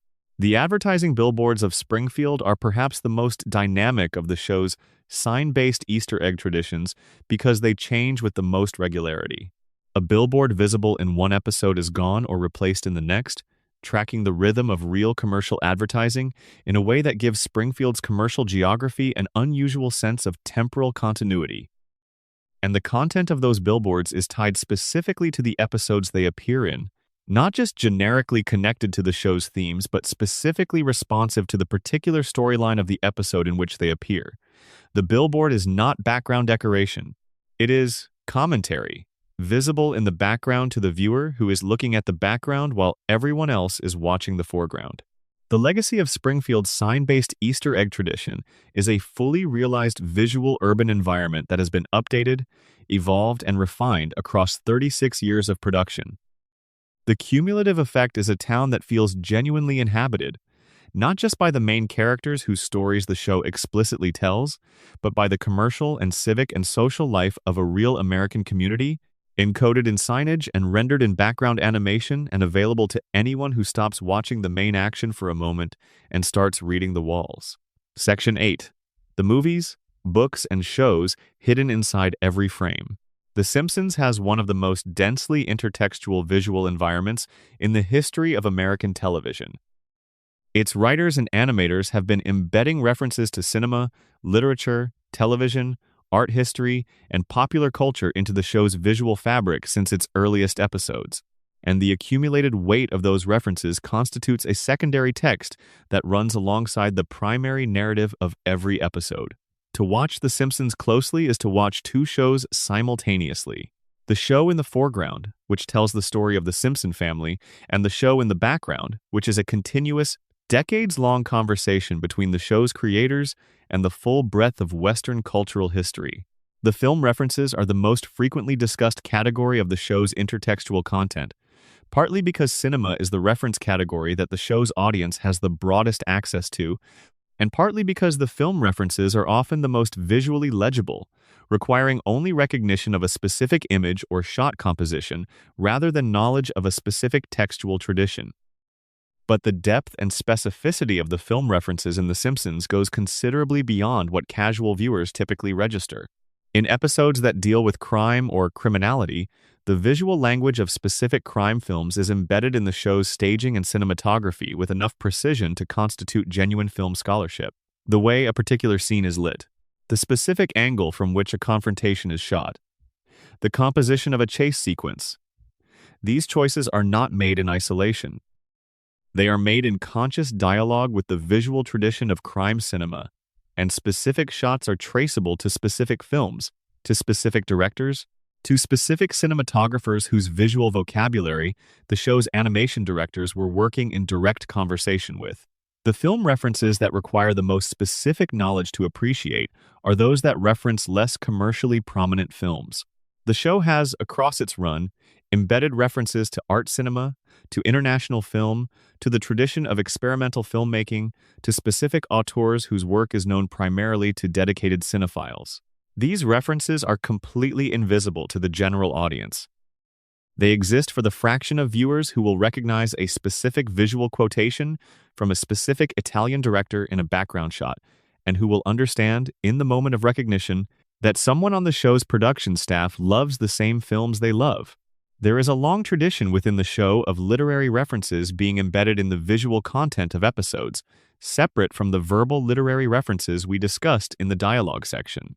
Books visible on shelves are identifiable by their spines and their cover designs when the camera is close enough. The specific editions visible in specific scenes are sometimes significant, referencing an edition that was particularly culturally prominent at a specific historical moment, or an edition with specific cover art that relates thematically to the episode's content. The books in the background of scenes in The Simpsons' home are not generic. They are a reading list that encodes the family's implied intellectual life and cultural history. The books visible in the background of Lisa's bedroom are the most analyzed in the show's history because they are the most frequently visible and because Lisa is established as the family's primary reader. Her bookshelf is a character document. The titles visible there correspond to what we are told she has read, to the intellectual development that the series tracks in her character, and to the specific cultural moments when particular books were being read by people like Lisa, that is, by young, academically precocious, socially marginalized women trying to understand a world that did not seem designed for their particular kind of intelligence. The television shows visible on the characters' televisions when they are watching television within the show are a category of Easter egg that requires a particular kind of attention because the images on those screens are small, brief, and easily overlooked. But the shows visible on the Simpsons television set are not random. They correspond to what the characters' implied tastes and social positions would lead them to watch, and they respond to the episode's narrative in specific ways. A character watches something on television that mirrors or parodies or comments on what is happening in their life at that moment in the episode. The television in the background is showing a version of the story you are watching, filtered through a different genre or a different register. The fine art references embedded in the show's visual environment deserve particular attention because they operate differently from the film and literary references. Film and literature references are recognizable to broad audiences. Fine art references are recognizable primarily to viewers with specific art historical knowledge. The show has embedded references to specific paintings, sculptures, and artistic movements in the background of episodes with a consistency that suggests a deliberate policy rather than occasional happenstance. The most consistent art historical reference tradition in the show involves the domestic interior, the way The Simpsons' home is arranged, the objects on its walls, the furniture in its rooms, the light quality of different spaces within the house. These are choices that correspond to a specific tradition of depicting domestic life in Western painting. The show is drawing on the visual language of domestic genre painting, of the traditions of depicting ordinary household life that run through Dutch Golden Age painting and through American regionalism, and through the tradition of depicting middle-class domestic interiors that runs through art history, from the 17th century to the 20th. The Simpsons' home looks the way it does because it is located in that visual tradition. The animation styles used for specific sequences within episodes are themselves Easter eggs of a kind, references to specific moments in animation history that are legible to viewers with detailed knowledge of that history. When the show employs a visual style that departs significantly from its standard animation, that departure is almost always a reference to a specific earlier animation tradition. A sequence rendered in the style of early 20th century newspaper comic art. A dream sequence that employs the visual conventions of a specific era of Disney animation. A fantasy sequence that uses the visual language of mid-century commercial illustration. These departures from the standard visual register are legible as references to specific moments in animation history, and they are chosen to correspond to the emotional or narrative content of the sequence in which they appear. The theatrical references embedded in the show range from broad comedy, with Shakespearean echoes, to specific visual quotations from specific theatrical traditions that are recognizable only to viewers with detailed knowledge of theater. History.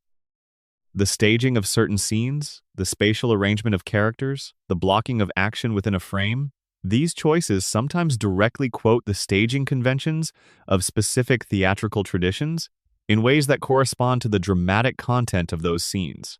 The references to comic book and graphic novel traditions are embedded primarily in the visual content of episodes that deal directly with popular culture and comics fandom, but they appear also in more unexpected contexts, in episodes where the content would not suggest a comic book reference, but where the specific visual language of a particular comic tradition appears in the show's animation. These references are recognizable to readers of those traditions but completely invisible to viewers without that background. The musical references embedded in the show's visual content are among the most interesting because music is an auditory medium and the show is primarily visual, which means that musical references embedded in the visual layer of episodes are operating at one remove from their source material. Album cover art referenced in the visual composition of a scene. The specific visual iconography of a musician's public image appearing in background elements of scenes that do not address that musician directly. The visual history of specific musical genres, their characteristic design languages, their iconic visual moments, encoded in background decoration of episodes that deal with music tangentially or not at all. The deepest layer of the show's intertextual visual practice is the one that references the show's own history. The Simpsons has been on long enough to generate a substantial visual culture of its own, iconic images and memorable frames and visual signatures that have accumulated enough cultural weight to be referenced by the show itself. In episodes from later seasons, there are background visual elements that directly quote images from earlier seasons. A composition visible in a shot from season 22 that directly mirrors a shot composition from season 3. A color palette in a particular scene that echoes the palette of a specific earlier episode. These self-quotations are not accidents of production. They are the show in conversation with its own history, acknowledging through visual means that it has existed long enough to have a tradition worth quoting. The cumulative effect of all these embedded references is a visual environment of extraordinary density, a show that rewards knowledge and rewards attention and rewards the kind of close, repeated viewing that most television is not designed to survive. Every frame of The Simpsons contains more information than any normal viewer can extract from a single viewing, and the hidden content rewards different viewers in different ways depending on what they know and what they are looking for. Section 9. Hidden character deaths, returns and continuity threads. Continuity in The Simpsons is a subject of endless debate among fans. The show operates with a floating timeline that officially dismisses the significance of continuity in favor of the permanent present tense. Events happen, consequences do not persist, the world resets. This is the established formal logic of the show, acknowledged by its creators, accepted by most of its audience, and yet, there are threads. Persistent ones, character details that are introduced in one episode and resurface in another years later. Relationships between characters established in a single line of dialogue in one season that form the implicit basis of a dynamic playing out across multiple seasons without the connection ever being made explicit.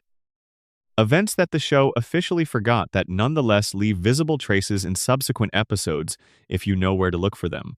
The character of Sideshow Bob is the most obvious example of the show, maintaining a continuous character arc across its resistance to continuity. Bob appears, is defeated, is imprisoned, escapes, tries to kill Bart, is defeated again, repeats this cycle with variations across multiple seasons. Each iteration makes specific reference to the previous ones. The continuity is explicit and acknowledged.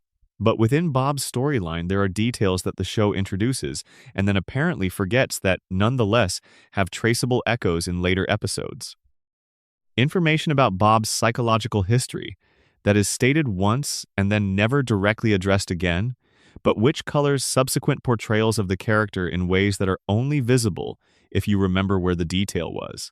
Originally disclosed, the continuity threads related to the deaths of recurring characters are the most analyzed category of hidden continuity in the show's history, because deaths are the events most likely to generate permanent consequences in a show that officially refuses permanent consequences. When a recurring character in The Simpsons dies, the event is typically treated as either explicitly temporary, undone by some mechanism the show provides, or as simply forgotten, the character returning in subsequent episodes without explanation. But some deaths are different. Some deaths leave genuine residue, not in the form of explicit acknowledgement by the narrative, but in the form of visual absence, of characters who are not in crowd scenes they would normally appear in, of references that no longer make sense in a certain way because the person those references referred to is no longer present. The show has, in several cases, maintained the death of a secondary character not through the explicit storytelling mechanism of death and consequence, but through the quiet continuity mechanism of absence.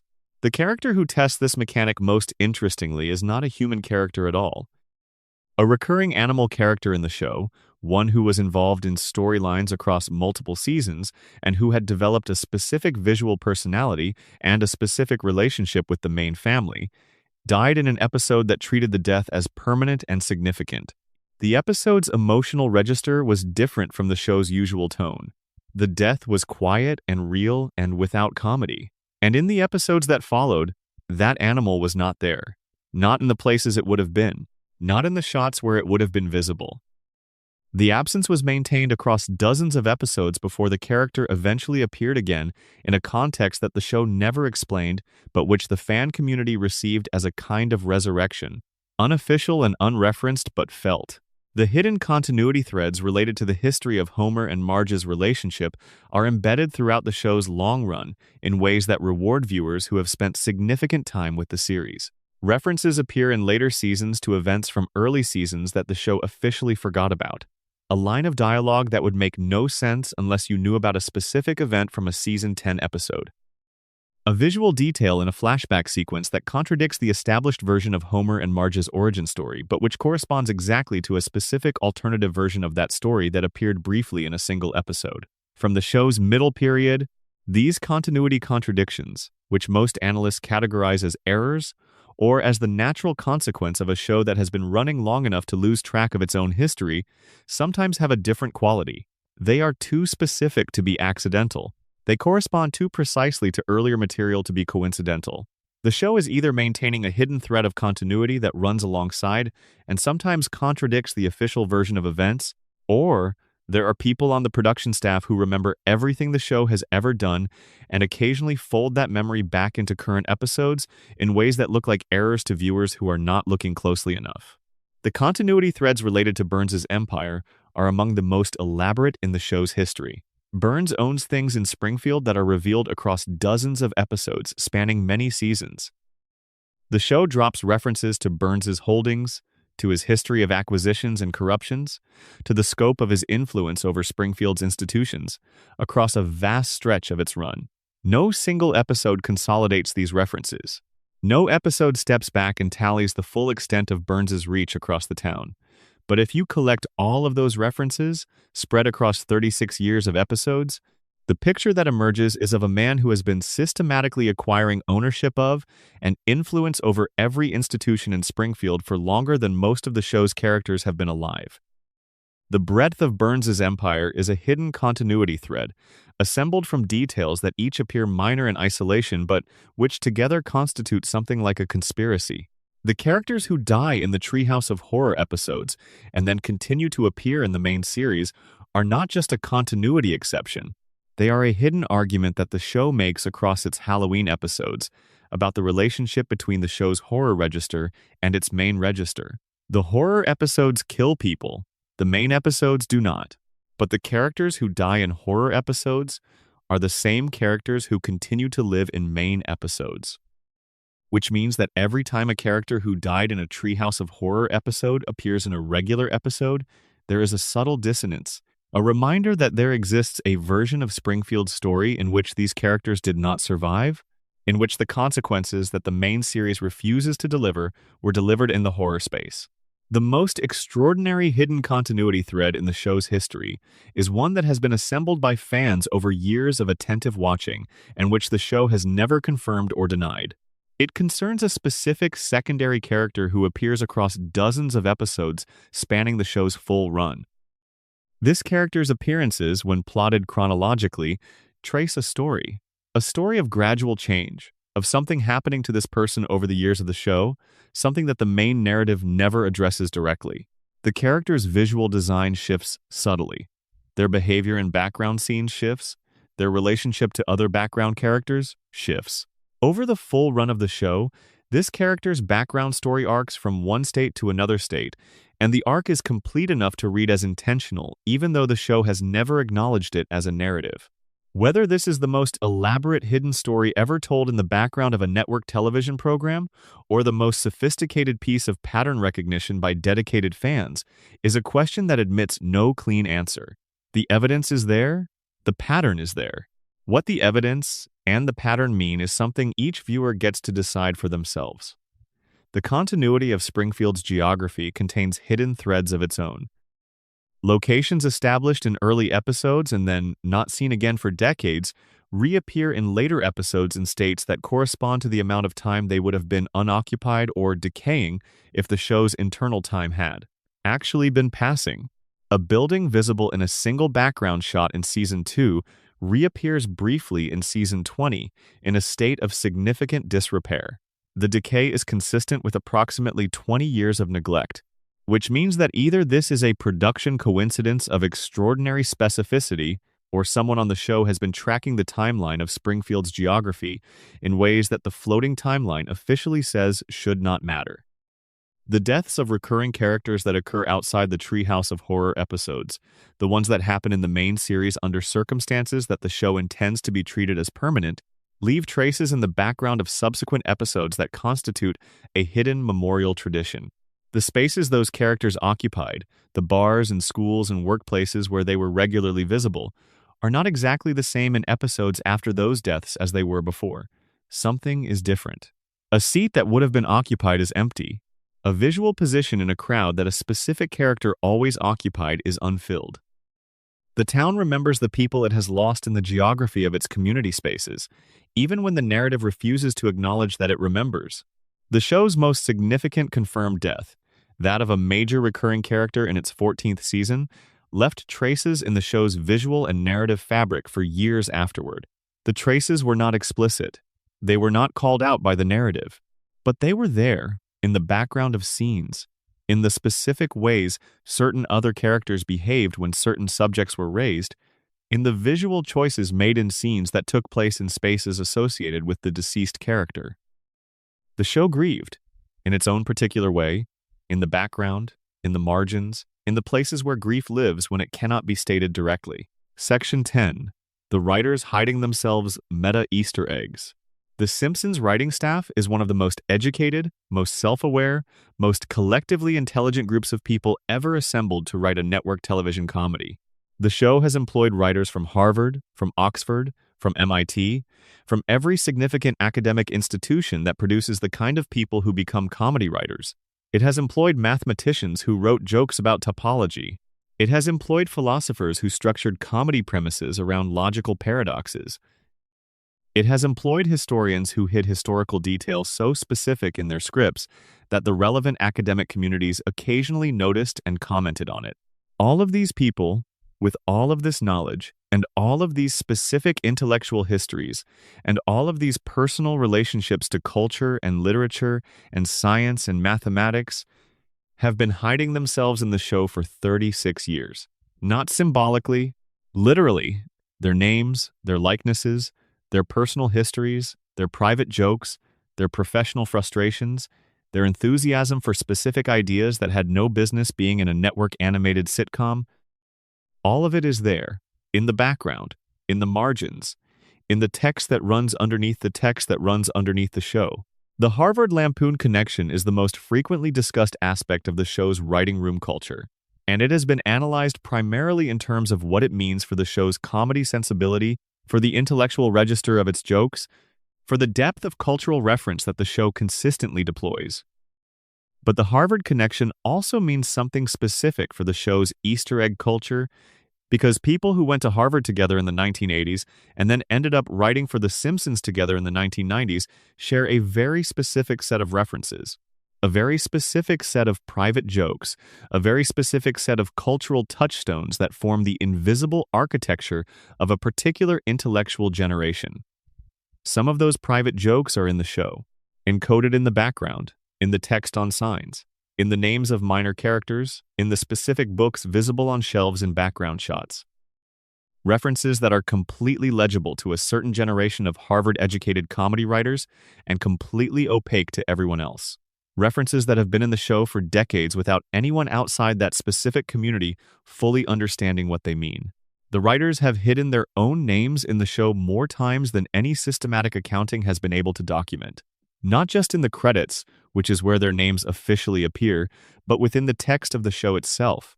Minor characters named after writers, streets named after writers, businesses named after writers, awards received by characters whose names echo the names of the writers who created them. The show is populated, in its margins, with the signatures of the people who made it.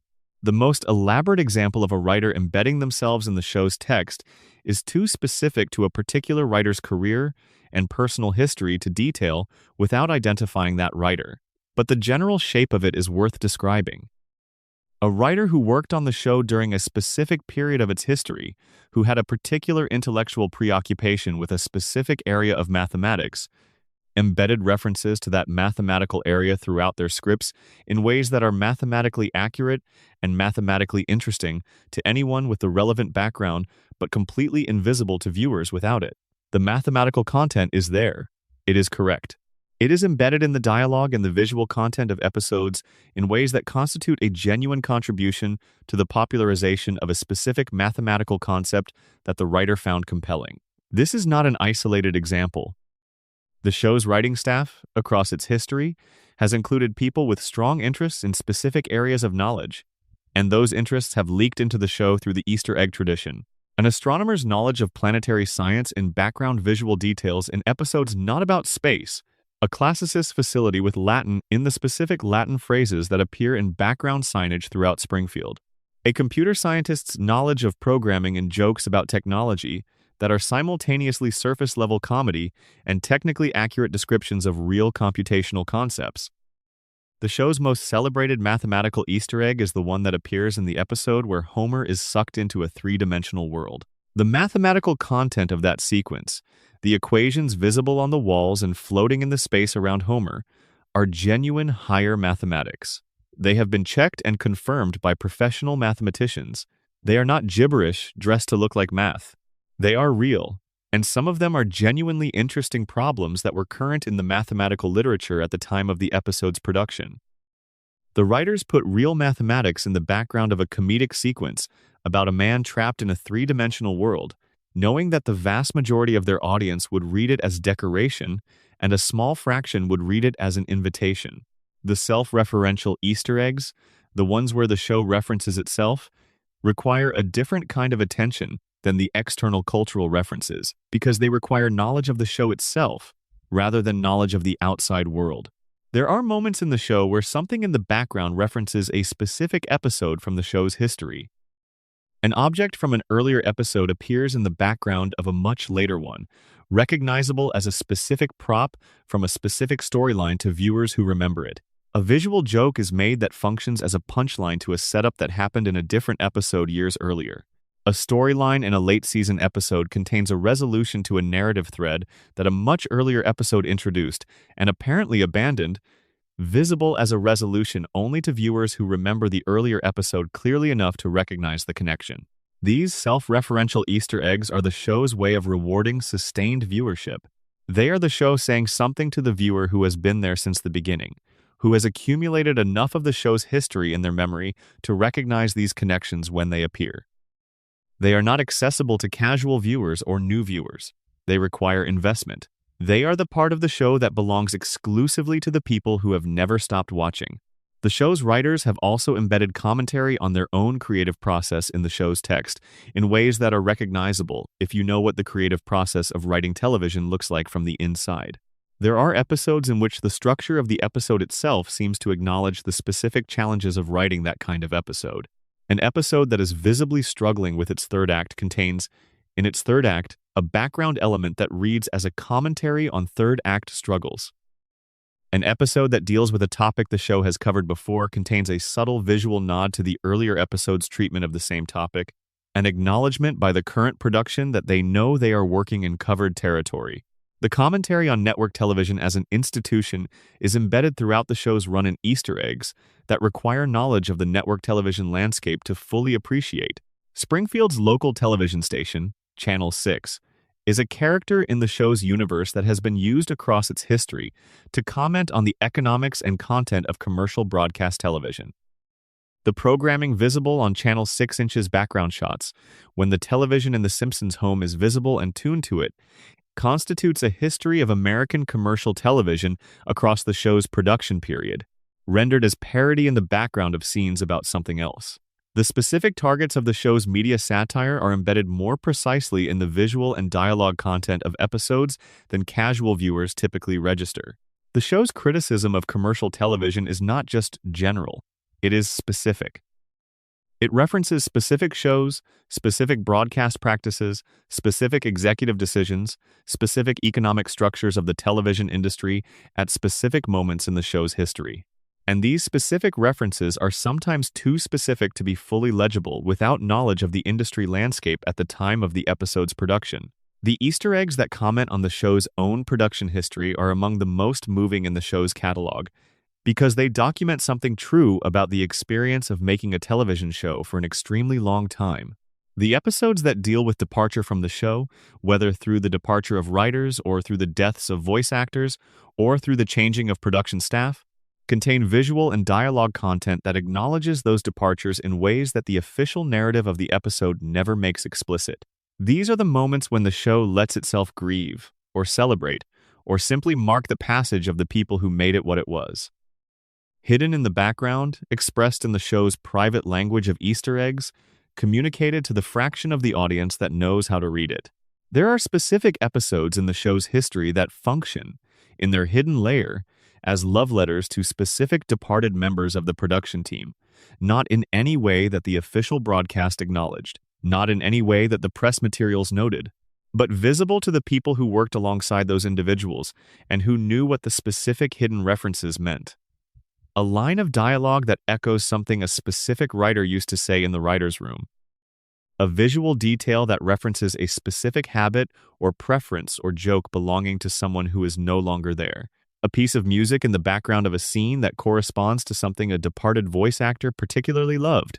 The show memorializes its own history in its hidden layer, preserving things that the floating timeline of the official narrative cannot acknowledge. The meta Easter eggs related to the show's relationship with its critics are a category of hidden content that requires knowledge of the critical discourse around the show to fully appreciate. When the show has been criticized, and it has been criticized extensively across its history for specific things, the responses to those criticisms sometimes appear in the show's hidden layer before they appear anywhere else. A visual detail in an episode that directly addresses a specific critical argument that had been made about the show. A line of dialogue that seems to engage with a specific piece of critical writing about the show. The show reading its own critical reception and responding to it in the background, in the margins, in the places where its critics are not supposed to be looking.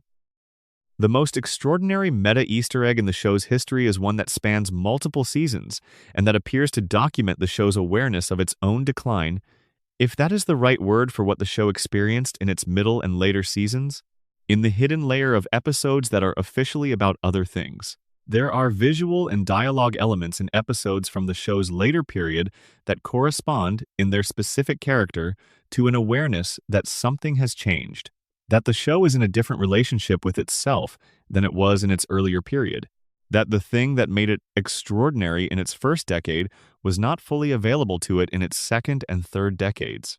And this awareness, too large and too uncomfortable to be stated directly in the main narrative of any episode, is expressed in the background, in the margins, in the places where the show can say things that the show cannot officially say.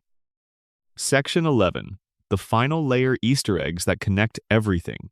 There are Easter eggs in The Simpsons that do not belong to any single category of the ones we have been exploring.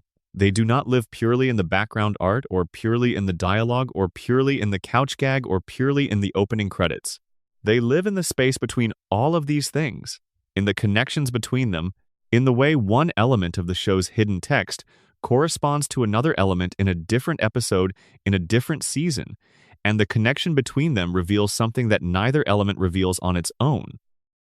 These are the Easter eggs that require the longest relationship with the show to find, the ones that need you to have watched and remembered and returned and watched again across years or decades.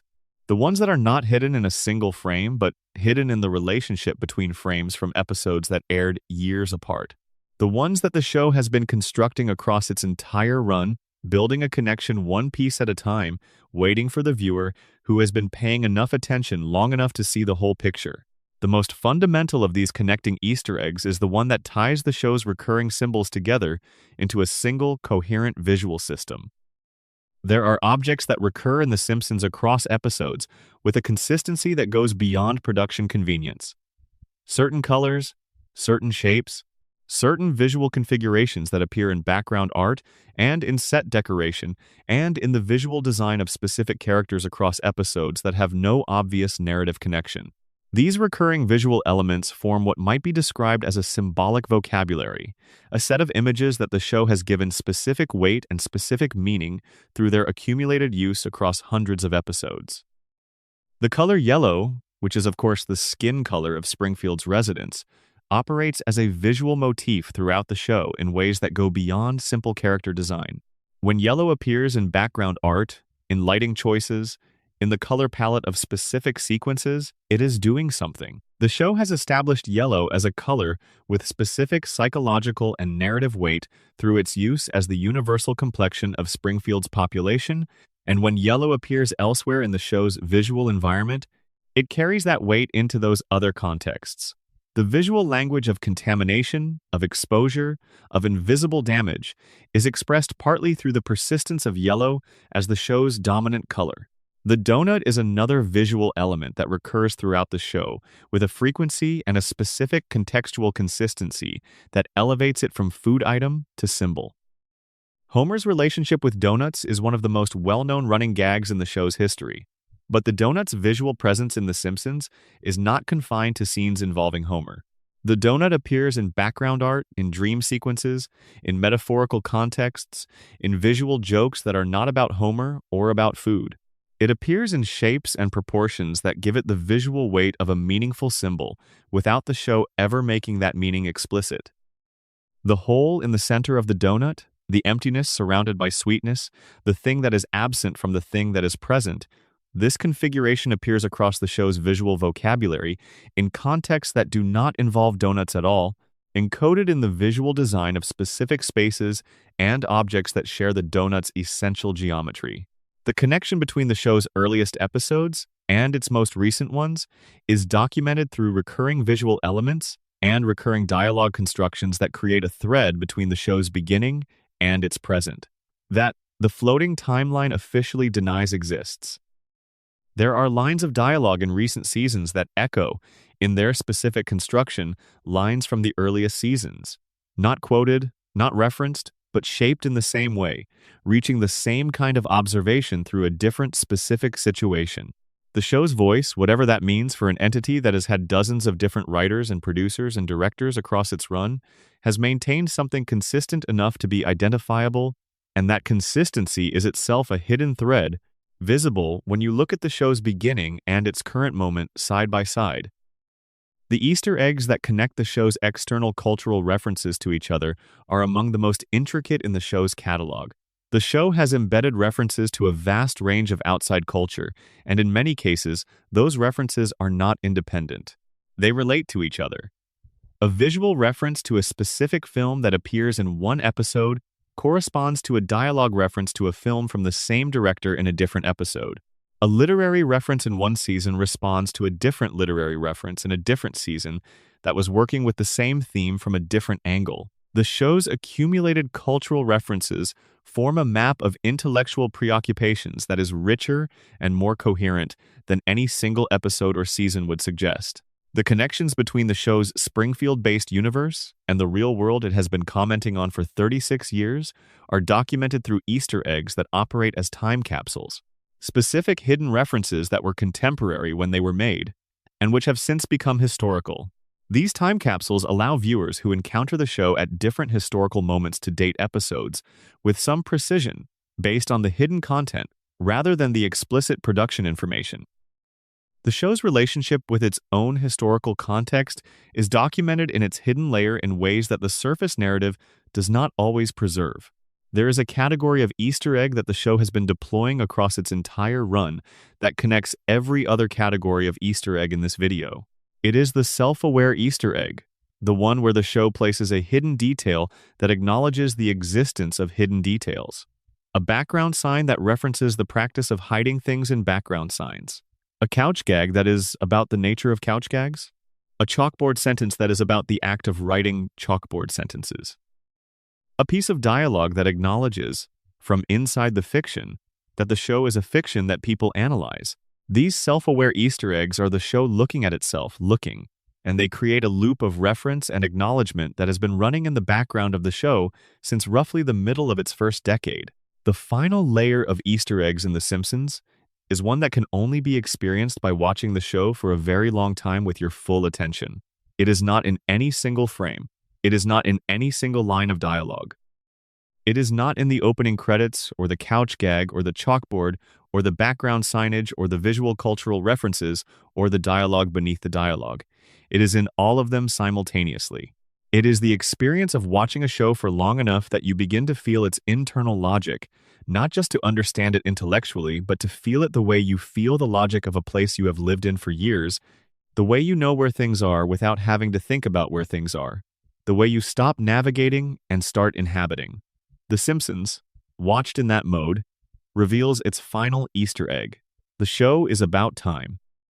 All of its hidden content, every buried joke and every covert reference, and every visual thread and every dialogue double meaning is about time, about the impossibility of stopping it and the impossibility of bearing it passing, about the specific grief of watching things you love change and the specific comfort of finding things that remain, about the particular quality of American domestic life at the end of the 20th century and the beginning of the 21st, which is the quality of something trying desperately to stay the same in a world that will not hold still. The Easter eggs are not hidden to be found. They are hidden to be there, to exist in the background, in the margins, in the corners of frames, and in the spaces between words, and in the relationships between elements that aired years apart. To be present the way the things you love are present even when you are not directly looking at them. To make the show's world feel, as you spend more and more time in it, genuinely inhabited rather than merely illustrated. Springfield is full of things that most of its residents cannot see. The yellow skin they have learned not to question. The cooling towers they have learned to find reassuring. The man on the hill who has been alive for over a century and who manages his immortality through a weekly ritual that makes him glow in the dark. All of these things are there. All of them have always been there. The people of Springfield are surrounded by hidden things, and they have learned, through whatever combination of damage and denial and collective agreement, not to look for them. The viewers who watch the show from outside Springfield have a different relationship to what is hidden. They are not inside the contamination zone. They can look, they can pause and rewind and look again. They can bring the full force of their attention to bear on the corners and the margins and the spaces between the main action and the background. And when they do, what they find is not just jokes and references and inside gags. What they find is a world, a specific, elaborate, carefully constructed world that has been built with extraordinary care across 3.5 decades by a large number of very intelligent and very dedicated people who believed that a cartoon about a yellow family in an impossible town was worth putting everything into. The final Easter egg of The Simpsons is the show itself, experienced fully, all of it, the foreground and the background and everything in between, the parts that are visible and the parts that require looking, and the parts that require a kind of looking that takes years to learn. When you have spent enough time with this show, when you have watched it enough times and listened closely enough and paid attention to the things that are happening in the corners while the main story unfolds in the center, the show stops being a series of individual episodes and becomes something else. It becomes a place. A strange, dark, warm, familiar, impossible, exhaustively detailed, deeply human, and somehow still unfinished place. Springfield is still there. It has always been there. And there are still things in it that nobody has found yet. And that is where we leave it. Not at an ending, because Springfield does not do endings. We leave it at the edge of what is known, standing at the threshold between the things that have been found and the things that are still out there in the background, waiting to be seen by the viewer who is paying close enough attention. The Easter eggs we have explored in these sections are not all of them. They are not even most of them. They are the ones that have been found, cataloged, written about, debated, and verified across years of the most sustained and passionate fan engagement any television show has ever generated. The ones that are still hidden, the ones that have not yet been found, are by definition not something we can tell you about, but they are there. The show has been hiding things for 36 years, with the confidence of a show that knows its audience well enough to know that some of those things will not be found for decades. Some of them may never be found. The people who made The Simpsons put things into it that they knew might never be seen. They did it anyway. They did it because the act of hiding something careful and specific in a place where it might be discovered is itself an act of faith. Faith in the audience. Faith in the medium. Faith in the idea that what is made with full attention and full care, even in the background, even in the margins, even where nobody is supposed to be looking, is worth making. That faith is what the Easter eggs are. A genuine offering to the viewer who looks carefully enough. A way of saying to whoever is paying close enough attention, we were here. We thought about this. We put things into this that we loved, in the places where only love would look for them. Keep watching. Keep looking. There is still more to find. Thank you for spending this time in Springfield. If you enjoyed this journey through the hidden world of the show's Easter eggs, subscribe so you never miss the next breakdown. And if you are watching this somewhere quiet, in the dark, at whatever hour makes long videos feel right, drop a comment with where you are and what time it is. There is something worth knowing about who stays until the end. Section 2 Expanded. The couch gags every hidden world. Inside the gags, before the expanded couch gag analysis, it is worth spending a moment with the mathematics of how much content the show has produced in this format alone. By the time of writing, The Simpsons has produced well over 700 couch gags. If you watch them back to back, you would be watching for hours. That is hours of content existing entirely in a format that most viewers treat as a 12-second transition piece, a brief ritual before the actual show begins, something you sit through the way you sit through the last few measures of an orchestral introduction before the main theme arrives. Most viewers have not watched the couch gags back to back. Most viewers have not even consciously registered how many of them they have seen.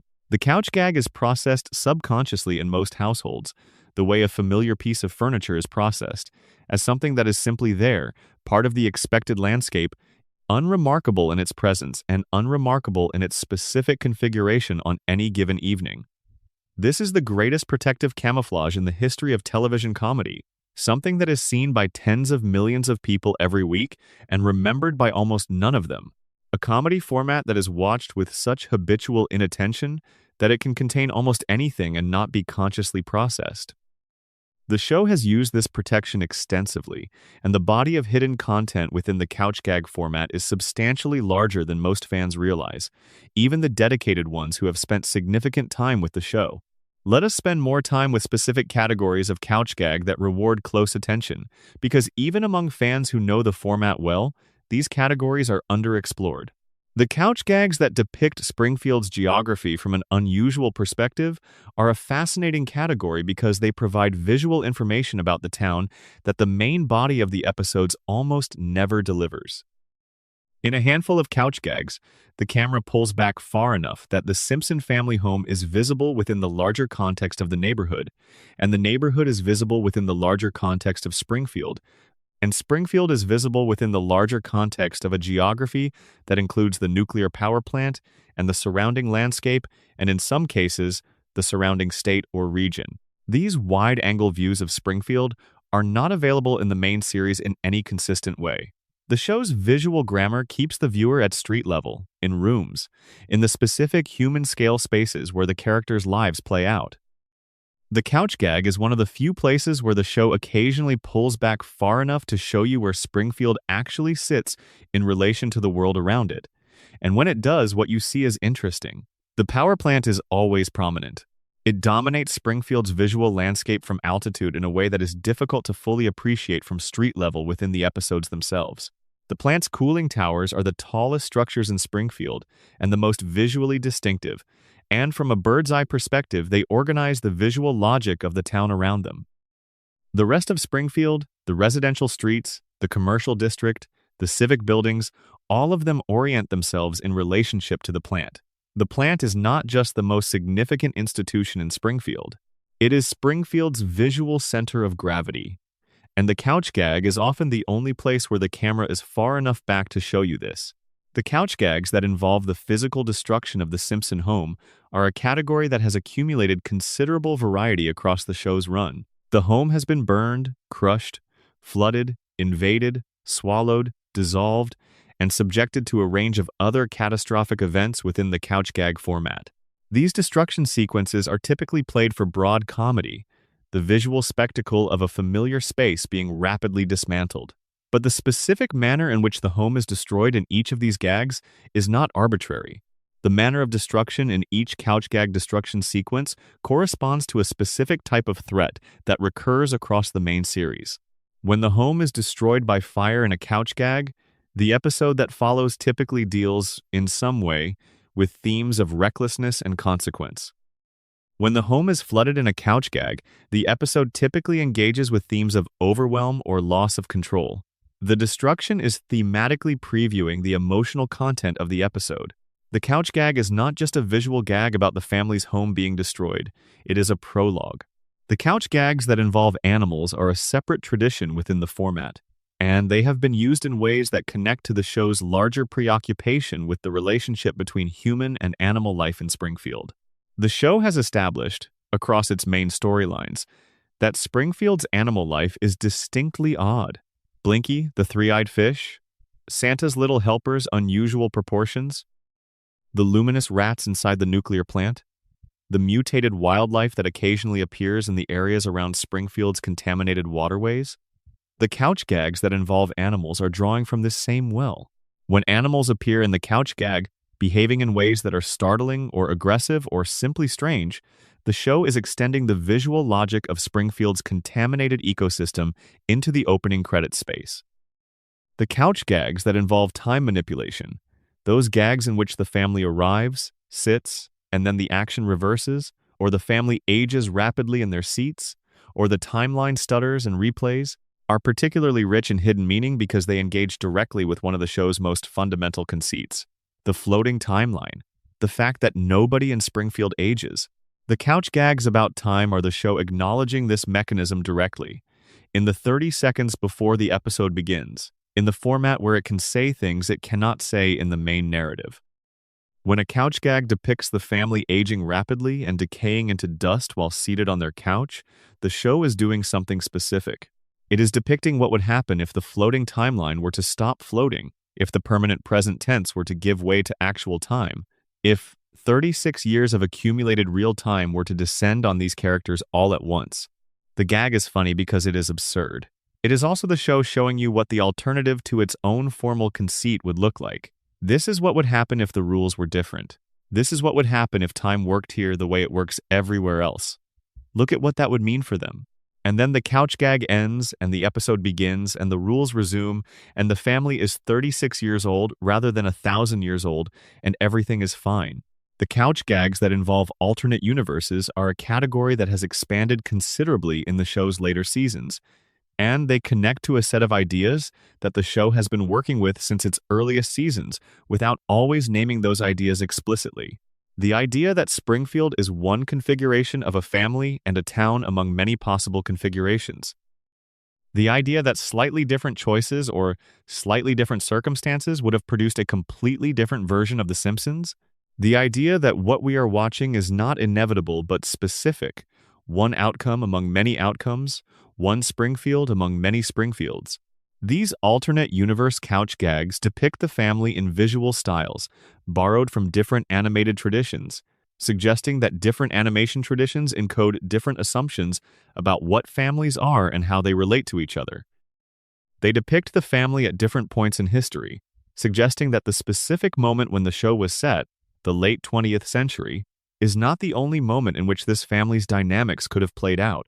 They depict the family as different species or in different social configurations, suggesting that what makes The Simpsons is not the specific physical form of any of its members but something in the pattern of their relationships. The most emotionally complex couch gags in the show's history are the ones that are not primarily comedic. There are couch gags in which what happens to the family is not funny. Not dark funny or absurdist funny or shockingly violent in the way that can produce laughter. Just not funny. These gags exist in a register outside comedy, and they are jarring for that reason, because everything that has come before them in the format has established comedy as the only expected mode. When the couch gag is not a joke, when it is something else, the viewer who has been following the format for decades feels it as a disruption. And disruption, handled with care, is one of the ways a show communicates that something significant is happening.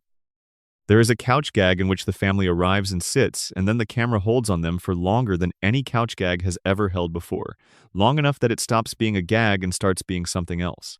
The family is sitting there. The music from the credits has ended. There is quiet. And the family sits in that quiet, on that couch, in their home, and the camera holds. What the viewer is supposed to feel in that moment is not entirely determined by the gag itself. It is shaped by everything the viewer brings to it, by how long they have been watching the show, by what the show means to them, by what the Simpson home and the Simpson couch and the Simpson family represent in their own personal history with this particular piece of entertainment. That gag is the show passing a ball to the viewer and asking the viewer to decide what to do with it. The meaning is not contained in the animation. It is generated in the space between the animation and the viewer's own accumulated relationship with the show. And that is, in a sense, the ultimate form of the Easter egg. Content that is not hidden in the show itself, but hidden in the viewer's own response to the show, invisible until the right moment and the right accumulation of viewing history arrives to make it visible. There are couch gags that are, technically speaking, inside jokes between the show's production team and nobody else. References so specific to the internal culture of the writer's room, to the relationships and private languages and running jokes of the people who make the show, that they are essentially encrypted against general audience interpretation. These gags are funny to the people who made them and baffling to everyone else. They are not designed for public consumption. They are designed to be broadcast, to be seen by millions of people, and to be understood by perhaps a dozen of them. The ratio of intended audience to actual audience is extraordinary, and the show has been producing content at that ratio for 3 decades. This is perhaps the most remarkable thing about the couch gag tradition in its totality. It is a format that has been used simultaneously to communicate with an audience of 40 million people and with an audience of 12 people, and it has maintained both of those communicative relationships in the same 30 seconds of animation, often in the same frame, without either audience being fully aware of the other communication happening at the same time. Mass media and private language coexisting in the same piece of animation. The two audiences watching the same thing and seeing completely different things, and neither of them wrong. Section 3 expanded, deeper into Springfield's hidden population. The hidden population of Springfield rewards analysis not just at the level of individual characters, but at the level of the population's collective behavior. The way the show uses its background residents as a kind of Greek chorus, a large, unnamed group whose collective reactions to the main narrative provide a running commentary that the show never makes explicit. In crowd scenes where Springfield's population is responding to a significant event, whether a civic crisis or a public announcement or a natural disaster, the individual reactions of specific background characters, when examined separately from the crowd's collective behavior, often tell stories that cut against the grain of the collective response. While the crowd cheers, a specific background character is visibly concerned. While the crowd panics, a specific background character is calmly observant. These individual dissenting reactions are present in the background of dozens of crowd scenes across the show's run, and they constitute a quiet argument against the idea of crowds as monolithic, a reminder that every collective behavior is actually a collection of individual responses that appear uniform only from a distance. The background characters who are consistently present in scenes of civic failure are a particularly interesting group. These are figures who appear in the background of episodes that deal with Springfield's inadequate government, its corrupt police force, its broken educational system, its toxic industrial situation. They are not there to react to the failure. They are there to observe it, calmly, without alarm, as people who have been observing the same failures for a long time and who have made their peace with the fact that the failures are not going to be addressed. Their calm is not the calm of acceptance. It is the calm of people who have been waiting so long for improvement that they have stopped waiting and begun simply watching.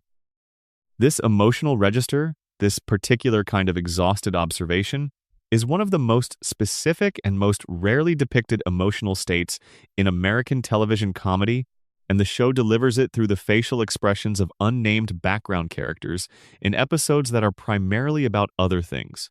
The background characters who are consistently absent from scenes of civic success, from the moments when Springfield rallies, when the community pulls together, when the town's better instincts temporarily override its worst ones, their absence is its own form of commentary. When Springfield does something admirable, when it demonstrates the capacity for collective decency that the show occasionally depicts as existing underneath the collective dysfunction, there are specific background characters who are never in those scenes, who do not participate in Springfield's best moments, whose cynicism or exhaustion or individual situation places them outside the radius of civic optimism. The show is quietly cataloging who participates in Springfield's redemptions and who does not, and the catalog accumulates across episodes in ways that tell a story about who, in Springfield, has maintained enough hope to be moved by positive events and who has been beaten down far enough that positive events feel irrelevant. The named background characters of Springfield, those who have been given names in dialogue or in production materials even though they rarely if ever speak on camera, are a particularly interesting category because naming a character is an act of creative investment that implies a larger story than the character is ever given screen time to tell. When a background character receives a name, the audience is invited to imagine the life attached to that name, the history, the relationships, the experiences that are implied by the character's consistent visual presence in Springfield's community life. The name is the tip of an iceberg whose submerged portion the show never fully depicts, but whose implied existence gives the character more weight than an unnamed figure would carry. The background characters whose clothing changes in ways that track their implied economic situation across episodes are a category of hidden continuity that most viewers would never consciously register but which, when pointed out, immediately feels deliberate and significant. A character visible across multiple episodes who appears, in early appearances, to be dressed in relatively well-maintained clothing and who appears, in later appearances separated by many seasons, in clothing that is visibly more worn, more patched, more obviously maintained rather than replaced. The character's implied economic decline is documented across years of background appearances in the clothing they are wearing in scenes where the camera is technically pointed at someone else. This is not storytelling in any conventional sense. There is no narrative arc, no dramatic moment of economic reversal, no episode that deals with this specific character's situation. There is only the clothing, changing across time, recording a life that the show has decided to track without deciding to tell. The relationship between background characters and specific locations in Springfield is one of the most underanalyzed dimensions of the show's secondary visual text. Springfield's various establishments, its bars and diners and parks and shops, are not interchangeable in terms of who uses them. The show has, over its long run, established consistent relationships between specific background characters and specific locations in Springfield's geography. The same figures reliably appear in the background of Moe's Tavern, who do not appear in the background of the Java Jive coffee shop. Different figures populate different neighborhoods of Springfield in ways that correspond to implied social segregation, to economic stratification, to the kind of geographic sorting that happens in real towns where people cluster around the institutions and neighborhoods that match their own social world. This geography of social life in Springfield is never explained by the main narrative. It is established purely through the consistent background presence of specific figures in specific locations, and it accumulates slowly across hundreds of episodes into something that feels, by the time you have seen enough of the show, like a genuine social map of a real community. You know, by a certain point in your viewing relationship with the show, that certain kinds of people live on certain parts of Evergreen Terrace, and certain other kinds of people drink at Moe's, and certain other kinds of people are found in the park near Springfield Elementary. You know this the way you know the social geography of a real town you have spent time in, through accumulated exposure rather than explicit information. The background characters who interact with the main characters in ways that are never acknowledged by the main narrative are a category of hidden detail that rewards particularly careful attention. In scenes where Homer or Marge or Bart or Lisa are in a public space, there are often background characters who are reacting to the main character's behavior in ways that go beyond the generic crowd response. A specific background figure looks alarmed by something Homer is doing before Homer has done anything particularly alarming. A specific background figure seems to recognize Bart in a way that implies a prior interaction that the show has never depicted. A specific background figure appears to be listening to Lisa's conversation with specific attention, as if the conversation matters to them personally in a way the show has not established. These implied prior interactions between background characters and main characters are the show's way of suggesting that Springfield's community life is richer and more interconnected than the main narrative can depict within the structure of episode-length stories. The background characters are not strangers to the main characters. They are neighbors, regulars, people who have been present in the main characters' lives for years, and who have their own relationship to and their own perspective on what the main characters are doing. The show cannot tell their stories, but it can put them in the background of the main story, reacting in ways that imply the existence of their own stories, and let the viewer who is watching the background imagine the rest. Section 5 expanded. The full chalkboard archive and its hidden argument. The chalkboard gags of The Simpsons, when read as a complete archive rather than as individual recurring jokes, make an argument, not a clearly stated argument, not one that any single sentence in the archive would convey, but an argument that emerges from the accumulation of all of them together, from the specific shape of what Bart has been told across hundreds of episodes that he should not do. The argument is about power, about the relationship between institutional authority and individual behavior, about what it means to be told what you are not allowed to do and to be made to write that prohibition down repeatedly until you have, theoretically, internalized it. The chalkboard is the mechanism of a specific kind of institutional power, the power that operates through repetition rather than through force, that inscribes its rules in the body and the memory of the ruled through the sheer numbing weight of reiteration. Bart's response to this mechanism is itself an argument. He writes the sentence, he fulfills the formal requirement of the punishment, and then he leaves. He does not appear, in the episodes that follow, to have internalized the prohibition. He does not behave differently as a result of having written it 100 times. The punishment is effective as a formal exercise and completely ineffective as a behavioral modifier. Bart does whatever Bart does, and the chalkboard fills up again with a new prohibition, and nothing changes. This cycle is the show's most persistent structural joke, the one it returns to week after week without varying the basic dynamic. And it is a joke about the nature of institutional power, about the gap between formal authority and actual influence, about the difference between making someone write something 100 times and making someone believe something. The chalkboard is the show's weekly argument that these are not the same thing, and that institutions that conflate them are making a fundamental error about how human behavior actually works. The chalkboard sentences that directly address the show's own creative process are a subset of the archive that becomes more visible as the seasons accumulate. A sentence about not padding episodes, a sentence about not repeating old jokes, a sentence about the relationship between the show's quality in its early seasons and its quality in later seasons.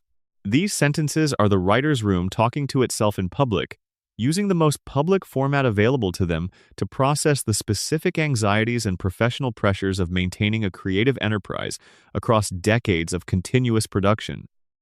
The pace at which the show produced chalkboard sentences across its history reveals something about the show's creative energy at different points in its run. In the earliest seasons, the sentences are produced with a density and a variety that reflects a writer's room that had not yet established its templates, that was still discovering what the format could do. In the middle seasons, the sentences are more confident, more willing to operate at a remove from the obvious joke, more interested in what the format can say rather than simply what it can get away with saying. In the later seasons, the sentences sometimes feel differently weighted, as if the writers are more conscious of writing into an archive than they were in earlier periods, more aware that the sentence being written now exists in relationship to several hundred sentences already written. This is one of the less discussed aspects of working on a very long-running show, the way that the accumulated history of the show begins to exert pressure on the current work. The writers of a season 30 chalkboard gag are not just writing a chalkboard gag.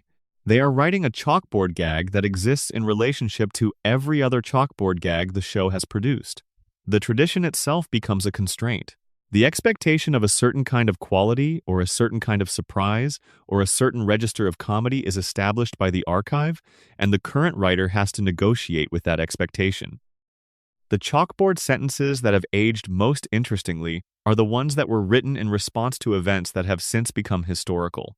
A sentence written in the early 90s about a specific cultural moment that has since receded from common cultural memory reads differently now than it did then. The specific urgency that made the sentence feel pointed or funny in its original broadcast context is no longer present, replaced by the historical interest of a document from a particular moment in American cultural life. The sentence was designed to be funny in a specific present tense and has become, with the passage of time, a piece of primary source material about what that present tense felt like to the people living in it. The chalkboard sentences that were written in anticipation of events that then occurred are among the more uncanny artifacts in the show's archive. Not because the show predicted those events, the show itself has addressed this attribution of prophetic power and gently dismissed it, but because the combination of the sentence's content and the subsequent occurrence of the predicted event creates a retroactive resonance that the sentence did not have on its original broadcast. The sentence was a joke. Then something happened that made the joke look like something other than a joke. The sentence is still a joke, but it is now also a document of the moment before the thing that happened, and that double status gives it a strange kind of weight. The physical act of writing the chalkboard sentence is itself a subject that the show occasionally engages with directly.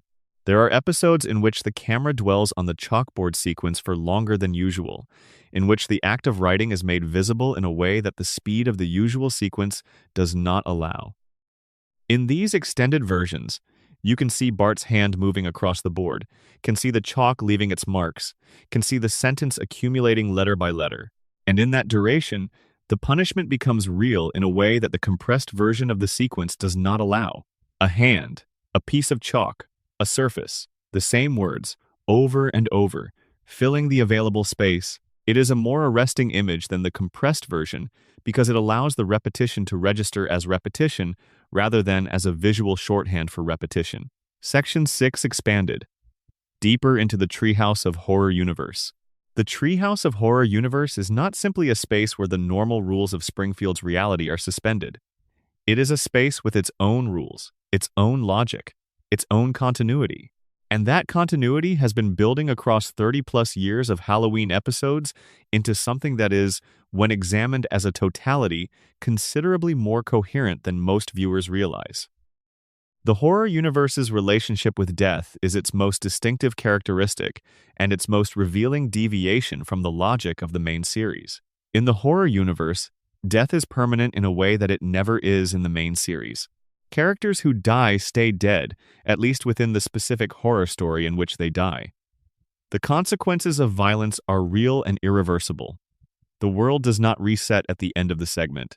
The horror universe is a space where actions have permanent consequences, which is precisely what makes it a horror universe relative to the main series, where actions almost never have permanent consequences. This distinction is not just a genre convention. It is the show making an argument about its own primary formal logic. The horror universe is the show's way of acknowledging that permanent consequences exist, that the stakes in a story can be real, that the reset button is a choice rather than a natural law. The horror episodes prove that the show knows how to tell stories with permanent consequences because it tells them every Halloween. The fact that the main series does not tell those stories is therefore a deliberate choice, not an inability. And the horror episodes, by demonstrating that ability in the most explicit possible way, throw the main series' choice to not exercise that ability into sharp relief. The horror episodes that deal with technology are a particularly interesting category because the technology they engage with has in many cases been overtaken by actual events. Horror episodes from the 1990s that dealt with the alarming implications of emerging digital technology are now historical documents of a cultural moment, when those technologies were new and their implications were still theoretical. The specific fears encoded in those horror episodes, fears about what digital life would do to human relationships, to human psychology, to the nature of identity and privacy and reality itself, are not theoretical anymore. They are the documented reality of the 21st century. The horror episodes that were comedic exaggerations of possible futures are now, in some cases, understated depictions of the actual present. This time displacement of the horror episode's technological commentary creates a meta layer of meaning that the show could not have anticipated when the episodes were produced, but which is now one of their most interesting characteristics. The horror episodes are functioning as a kind of historical document of early digital anxiety, a record of the specific ways in which the culture of the 1990s and early 2000s imagined the digital future before the digital future became the digital present. Reading those episodes now is reading a primary source from the last moment before the world changed, and the horror register of those episodes, their framing of emerging technology as something genuinely alarming, turns out to have been not an exaggeration but a relatively accurate prediction. The horror episodes that engage with environmental catastrophe are another category that has aged in this same time-displaced way. Horror segments from the early seasons that depicted Springfield's environment degrading to the point of horror movie extremity now look less like exaggeration and more like extrapolation from a trajectory that has continued. The horror universe's relationship with Springfield's contaminated environment is more extreme than the main series is, but it is more extreme in degree rather than in kind. The horror episodes simply follow the main series' environmental logic to its conclusions and find, in those conclusions, sufficient material for horror. The most emotionally resonant horror episodes are the ones that engage with grief, with loss, with the specific horror of having someone you love taken from you in a world where no supernatural mechanism exists to bring them back.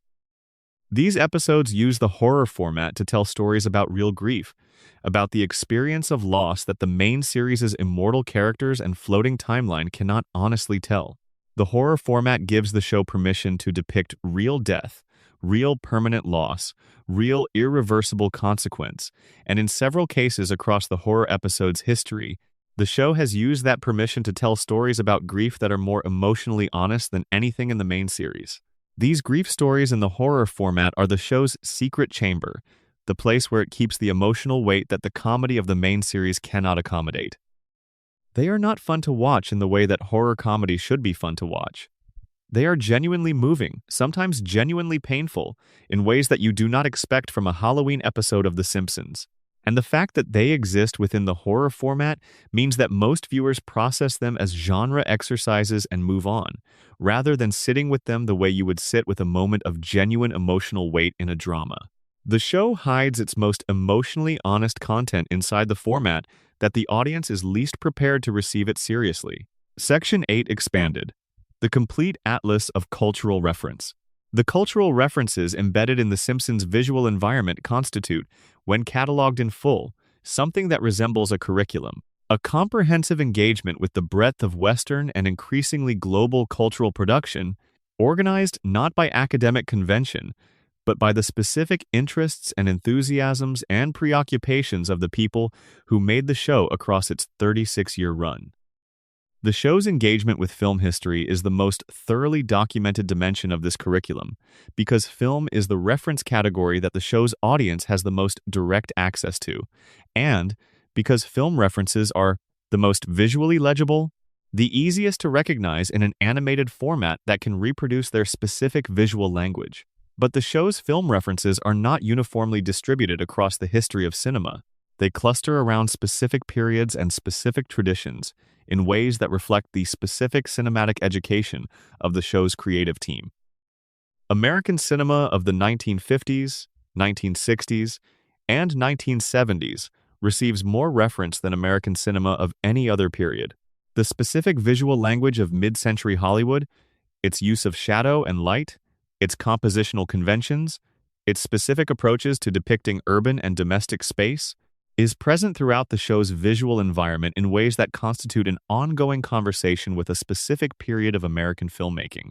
The show was made primarily by people whose cinematic sensibility was formed by watching the films of this period, and those films are everywhere in the show's visual logic. International cinema receives fewer explicit references but more sustained visual engagement. The visual language of Italian neorealism appears in the show's depictions of economic hardship. The compositional sensibility of specific Japanese directors is present in the show's depiction of domestic space and family dynamics. The lighting approaches of specific French New Wave directors appear in scenes that deal with romantic or existential subject matter. These references are not flags planted for recognition. They are absorbed influences, the kind of reference that appears in the work of people who have watched a great deal of cinema and who have internalized specific visual languages without always consciously deciding to deploy them. The show's literary references operate on a similar principle of absorption. The show's writers were, by any measure, well-read people, and the books they had read shaped their writing in the way that books shape the writing of anyone who reads extensively. References to specific texts appear in the show's dialogue and visual environment, not as deliberate Easter eggs in all cases, but as the natural products of writers who had those texts in their heads and who reached for their language and imagery when it fit. The distinction between deliberate Easter eggs and absorbed influence is important because it affects how you interpret the reference when you find it. A deliberate Easter egg is the show saying, "We know about this thing.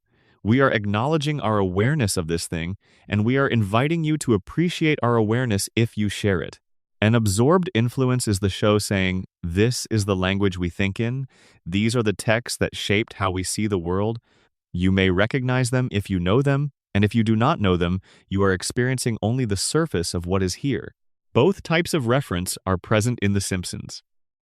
The show has always combined self-conscious Easter eggs with the more unconscious product of its creators' cultural education, and distinguishing between the two is part of the pleasure of analyzing the show's intertextual content. Sometimes you find something and it is clearly a deliberate placement, a specific recognition reward for a specific fraction of the audience. Sometimes you find something and it is the trace of a mind that was shaped by a specific set of cultural inputs, expressing itself in the only way it knows how. Both are interesting. They are interesting in different ways. The show's engagement with visual art is the dimension of its intertextual practice that is most comprehensively overlooked in fan analysis, partly because visual art references require a different kind of knowledge base to recognize than film or literary references, and partly because the show rarely makes its visual art references as explicit as its film and literary references. The show does not typically announce that it is referencing a specific painting in the same way that it sometimes announces that it is referencing a specific film. The visual art references are more likely to be present in the overall compositional logic of a scene, in the lighting and the color palette and the spatial arrangement of figures, rather than in the explicit reproduction of a specific artwork. The domestic genre painting tradition is the most pervasive visual art influence in the show's visual environment. This tradition, which includes the Dutch masters of the 17th century and their depictions of household life, the American regionalists of the early 20th century, and their depictions of working-class domestic spaces, and the broader tradition of painting that finds its subject matter in the textures of ordinary life at home, is everywhere in The Simpsons' household scenes. The specific ways that objects are arranged on horizontal surfaces, the relationship between foreground figures and background space, the use of window light as a primary light source, the tendency to depict domestic space as simultaneously warm and slightly claustrophobic. All of these visual choices connect the Simpson family home to a tradition of depicting domesticity that runs through 4 centuries of Western painting. The show's engagement with architecture is visible in how it depicts Springfield's built environment. The specific choices about what kinds of buildings populate Springfield, what their proportions are, what their relationship is to the street and to each other, these are architectural choices rather than simply background animation choices. And they connect to specific moments in American architectural history, to the specific forms that American towns took in the mid-20th century, to the relationship between suburban residential architecture and the commercial architecture that serves it, to the specific visual language of the American small town as it developed between the 1940s and the 1980s, Springfield looks like a specific kind of American town, not a generic American town. It looks like the kind of American town that was built or substantially rebuilt in the decades after World War II, the kind of town where the downtown is a genuine downtown with traditional commercial buildings and the residential neighborhoods are the product of mid-century suburban expansion, and the whole thing exists within a geography that includes the kind of industrial facility, in Springfield's case, the nuclear plant, that was the economic engine of this specific period of American urban and suburban development. The show is making an architectural argument about what America looked like at the particular historical moment it was depicting, and that argument is visible in every establishing shot, every wide-angle view of Springfield streets, every moment when the camera pulls back far enough to show you the town rather than the people in it. Section 10 expanded. The complete guide to the writers inside the show. The practice of writers embedding themselves in their own work is as old as storytelling. Authors have placed themselves in their own novels. Filmmakers have given themselves cameo appearances in their own films. Playwrights have used characters to articulate their own views. The Simpsons participates in this tradition with unusual thoroughness and unusual self-awareness because the show has been running long enough and has employed enough different writers over its history that the embedded writers constitute not a single voice, but a community. A writer's room rendered an animation across 3 decades of production. The mathematical Easter eggs are the dimension of the writers in the show tradition that has received the most outside attention, primarily because professional mathematicians noticed them and wrote about them, bringing them to the attention of a wider audience.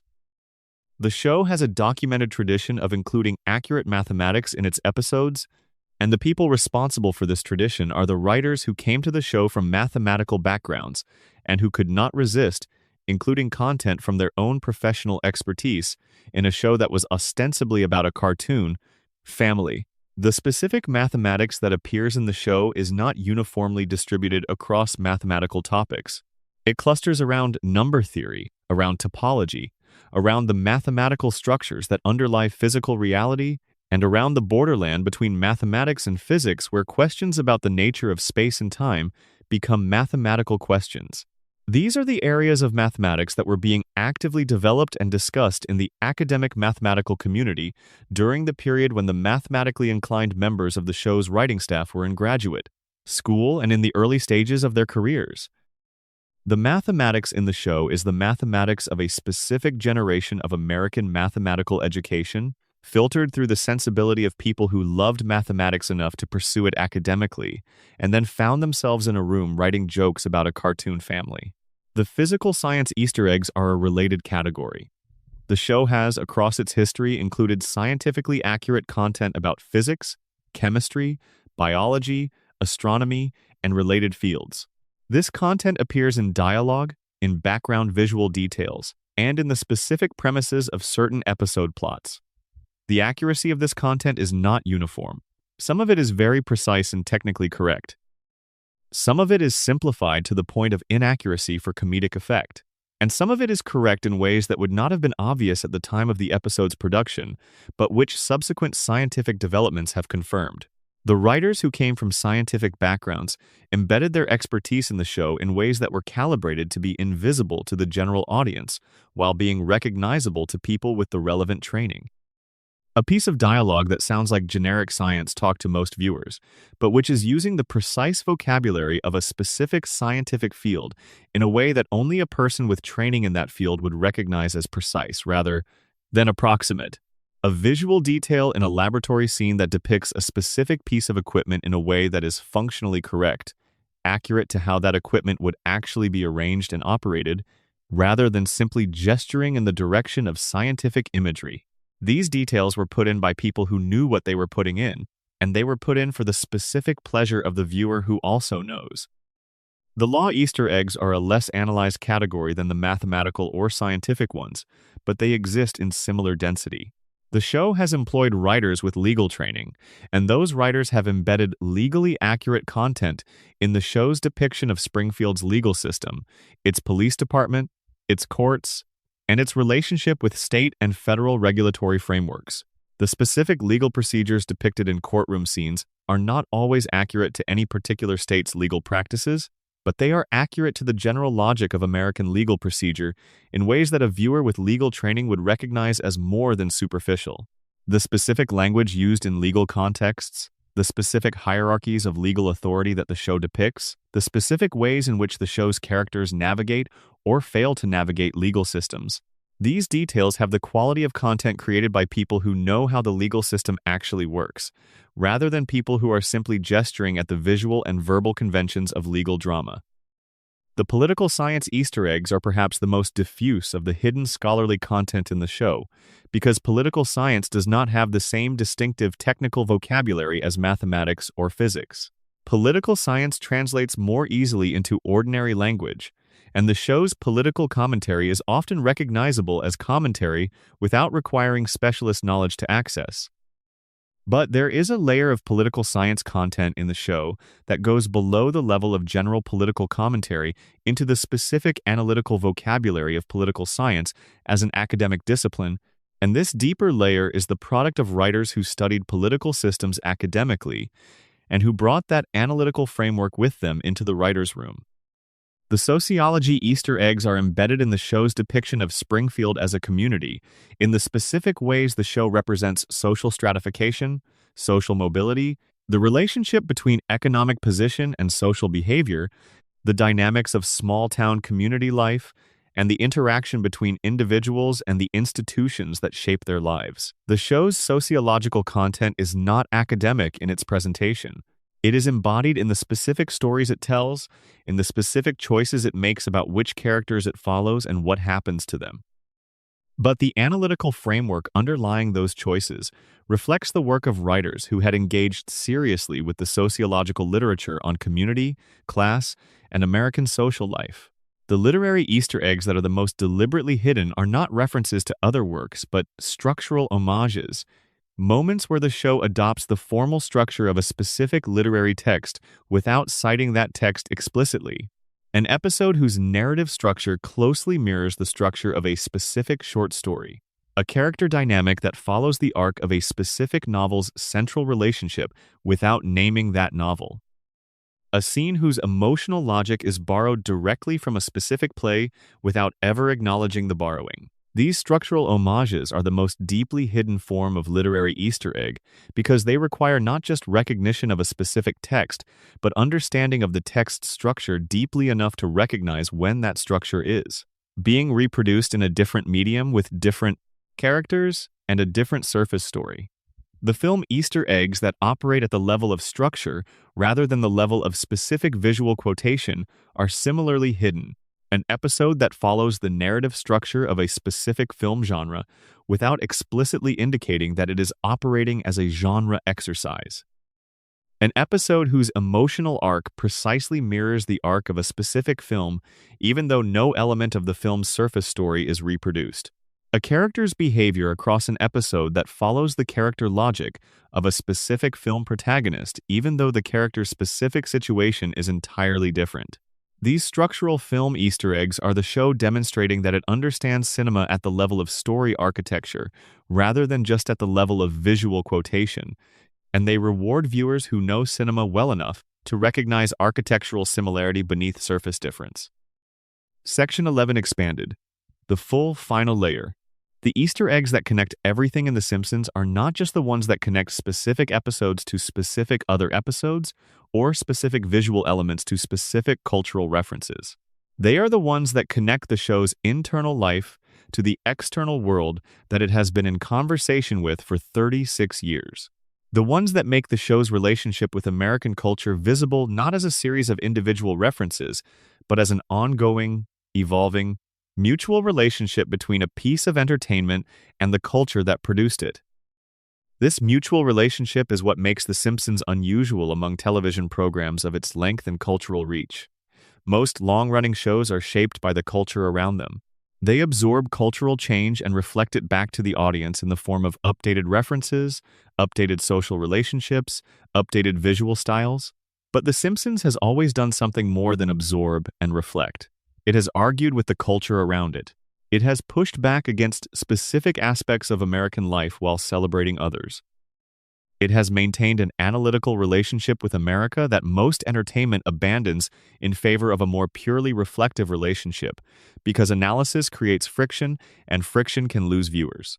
The Easter eggs that document this analytical relationship are present throughout the show's hidden layer, in the form of references that are not just appreciative or parodic but genuinely critical. References to American institutions that acknowledge those institutions' failures in ways that the show's main narrative cannot always acknowledge directly without alienating its audience. References to American cultural values that expose the gap between those values as stated and those values as practiced in ways that the surface comedy cannot always sustain.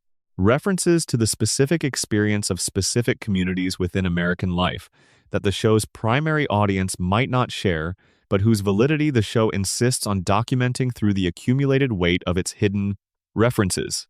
The most extraordinary thing about the show's 36-year archive of hidden content is not any single Easter egg within it. It is the fact that the archive exists at all. That a network television entertainment program, subject to all the commercial and audience pressures that define that form, has maintained a parallel project of hidden content alongside its main commercial product for 36 years. That the people who have made this show, across many changes in writing staff and production staff and creative direction, have maintained a commitment to putting things into the show that most of the audience would never find. That this commitment has persisted across the full arc of the show's history, through its creative peaks and its difficult periods, through changes in the television landscape and the cultural landscape and the technological landscape, through everything that has changed about the show and the world around it. The Easter egg archive is the show's testament to its own seriousness, not the seriousness of the main narrative, which has always operated in the register of comedy and has always been willing to sacrifice seriousness for a better joke. But a different kind of seriousness, the seriousness of attention, the seriousness of care, the seriousness of an entity that has decided that what it makes is worth making well at every level, including the levels that nobody will ever look at. That decision, to make things well at the levels that nobody will ever look at, is perhaps the most important thing that The Simpsons has to say about how to make something. It is a demonstration, accumulated across 36 years and 788 episodes, that the value of care is not contingent on being noticed. That hidden things are worth hiding carefully.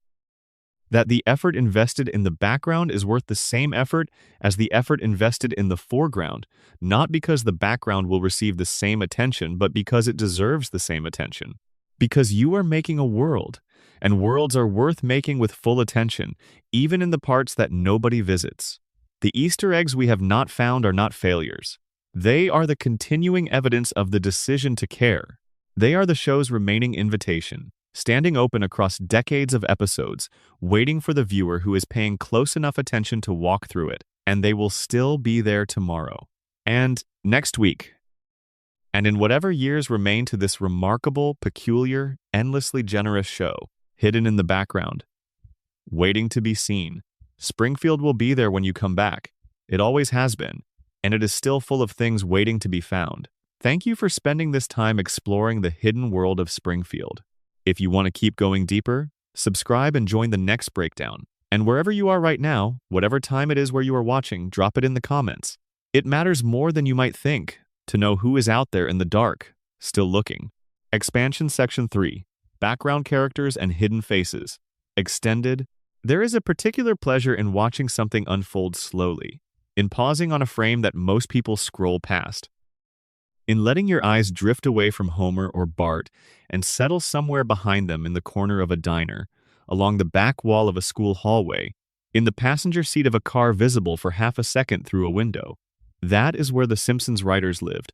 That is where they left their most private messages. The background of Springfield is not backdrop. It is a second story running parallel to the main one, populated by characters with their own unspoken histories, their own recurring gags, their own secret logic. Some of them have names you would never know unless you read the credits. Others were unnamed for years and then given identities by fans who had watched closely enough to feel they deserved one. Hans Moleman is perhaps the most beloved of these hidden figures. He shuffles through Springfield in a perpetual state of near catastrophe, and if you have ever watched the show with genuine attention, you have probably noticed that he appears in places where he has no reason to be. He is in the crowd at a children's school play. He is seated at a table in a restaurant that only Homer and Marge are supposed to be visiting. He is walking past a window in a scene set on the other side of Springfield from where he lives.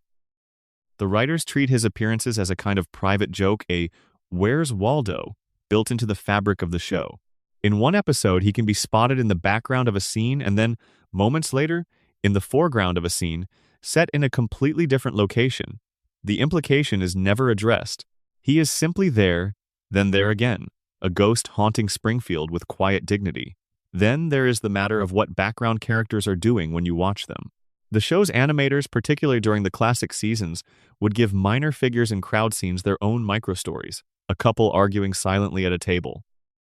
A man reading a newspaper whose headline, if you pause and squint, refers to a completely different episode's plot.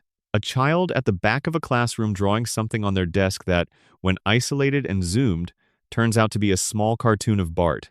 These details were never going to be noticed in normal viewing. They were put there anyway. That is the thing about The Simpsons in its golden era. The creators behaved as if someone was always watching closely, even when no one was. The barbershop quartet of background characters, the four unnamed men who appear in crowd scenes across dozens of episodes, became such a fixture that fans gave them a collective name, the Four-Eyed Gentlemen. Though this designation was never official, what made them notable was their consistency. The same four character designs, the same approximate placement in crowds, appearing across wildly different settings. A baseball game, a town meeting, a courtroom gallery, a beach. They never spoke. They were never introduced. But they arrived together, and their presence became its own kind of running commentary on Springfield as a place where the same souls cycle through every public event forever. Carney, the oldest seeming of the school bullies, carries a background detail that rewards obsessive viewing. He has a child. This is revealed in a throwaway moment deep in one episode. A small boy appears beside him, calling him Dad, and then the show moves on without comment. But once you know it, you start seeing Carney differently in background scenes. He is not just a bully. He is a bully with domestic responsibilities. There are moments, if you look, where he seems distracted, where his attention drifts towards something outside the frame. The show never returns to this detail in any meaningful way. It simply placed it there and trusted that the right viewers would find it. The recurring unnamed teacher in the background of several school scenes, a woman who is neither Mrs. Hoover nor any named faculty member, appears to age across seasons. This is not something the show ever acknowledges, because to acknowledge it would require admitting that background characters have timelines. But the animation team, whether intentionally or through production consistency, gave her slightly different hairstyles across seasons that track in a rough chronological arc. Early seasons, tighter, more formal. Middle seasons, slightly looser. Later seasons, a different shade, suggesting gray has crept in. It is a small and possibly unintentional continuity, but it feels like a secret life. The most extraordinary hidden face in Springfield's background may belong to a character simply known as the man with the big nose, a figure who appears in some background crowd scenes with a profile so exaggerated that he seems to belong to a different show entirely. He is drawn in a slightly older style, his features more rubbery, as if he wandered in from an earlier era of animation. Some researchers into the show's production history have suggested he was a deliberate homage to a specific style of 1950s cartoon character. Others believe he was simply a background design that got reused past its intended lifespan. Whatever the truth, he became a touchstone for fans who track background anomalies. Finding him in a scene became its own small ritual. And then there is the phenomenon of background characters mirroring the emotional arc of the main story. In several well-documented episodes, the crowd reactions in background scenes track the drama of the foreground plot in miniature. When Homer receives good news, the background characters behind him are, if you freeze the frame, also engaged in small celebratory behaviors. A woman mid-laugh, two men shaking hands. When Homer's world is collapsing, the background is subtly darker. An argument visible through a diner window, a dog walking away from its owner, a child sitting alone. This is either a deliberate artistic choice or a remarkable coincidence. The animators, when asked about it in interviews, tend to smile and say very little. What all of this adds up to is a show that treated its incidental population as worthy of the same imagination it gave its stars. Springfield's background is not empty. It is full of people living their own versions of the stories we came to see. They are always there, always doing something, always hiding small truths in plain sight. The trick is simply to look. Expansion Section 4. The Do File's hidden jokes in dialogue. Extended. Language in The Simpsons is a kind of archaeology. Dialogue that plays as a simple joke on first hearing often contains a second layer, a buried reference, a structural trick, a piece of wordplay that only resolves if you already know something the show assumes you might. The writers were, collectively, among the most educated comedy rooms ever assembled for television. Many held advanced degrees. Several had been published in literary journals before turning to animation, and they wrote jokes that operated on multiple frequencies simultaneously. Funny on the surface, funnier if you were paying attention, and occasionally devastating if you were paying very close attention indeed. The double reference joke is a structural specialty of the show's golden era. A character will make a statement that is funny as a simple observation, but which also contains within it an allusion to a specific film, book, or historical moment that recontextualizes the observation entirely. Homer describing his feelings about a particular food, using language that inadvertently echoes a famous soliloquy. Bart deploying slang whose origin, if traced, leads back to a very specific subculture the writers clearly knew well. Lisa constructing an argument that, on its face, is about her immediate domestic dispute, but which maps precisely onto a philosophical debate that was very much alive in academic circles at the time of writing. The show's treatment of Homer's intelligence or the performance of its absence contains some of the most layered dialogue in the series. Homer frequently says things that sound foolish but which, if examined, reveal a kind of lateral wisdom. His logic is wrong in its premises, but sometimes correct in its conclusions. His malapropisms are not random. They tend to land on words that share not just sound but emotional register with the intended word, as if the part of his brain that handles meaning is working fine, but the part that handles articulation has gone for a walk.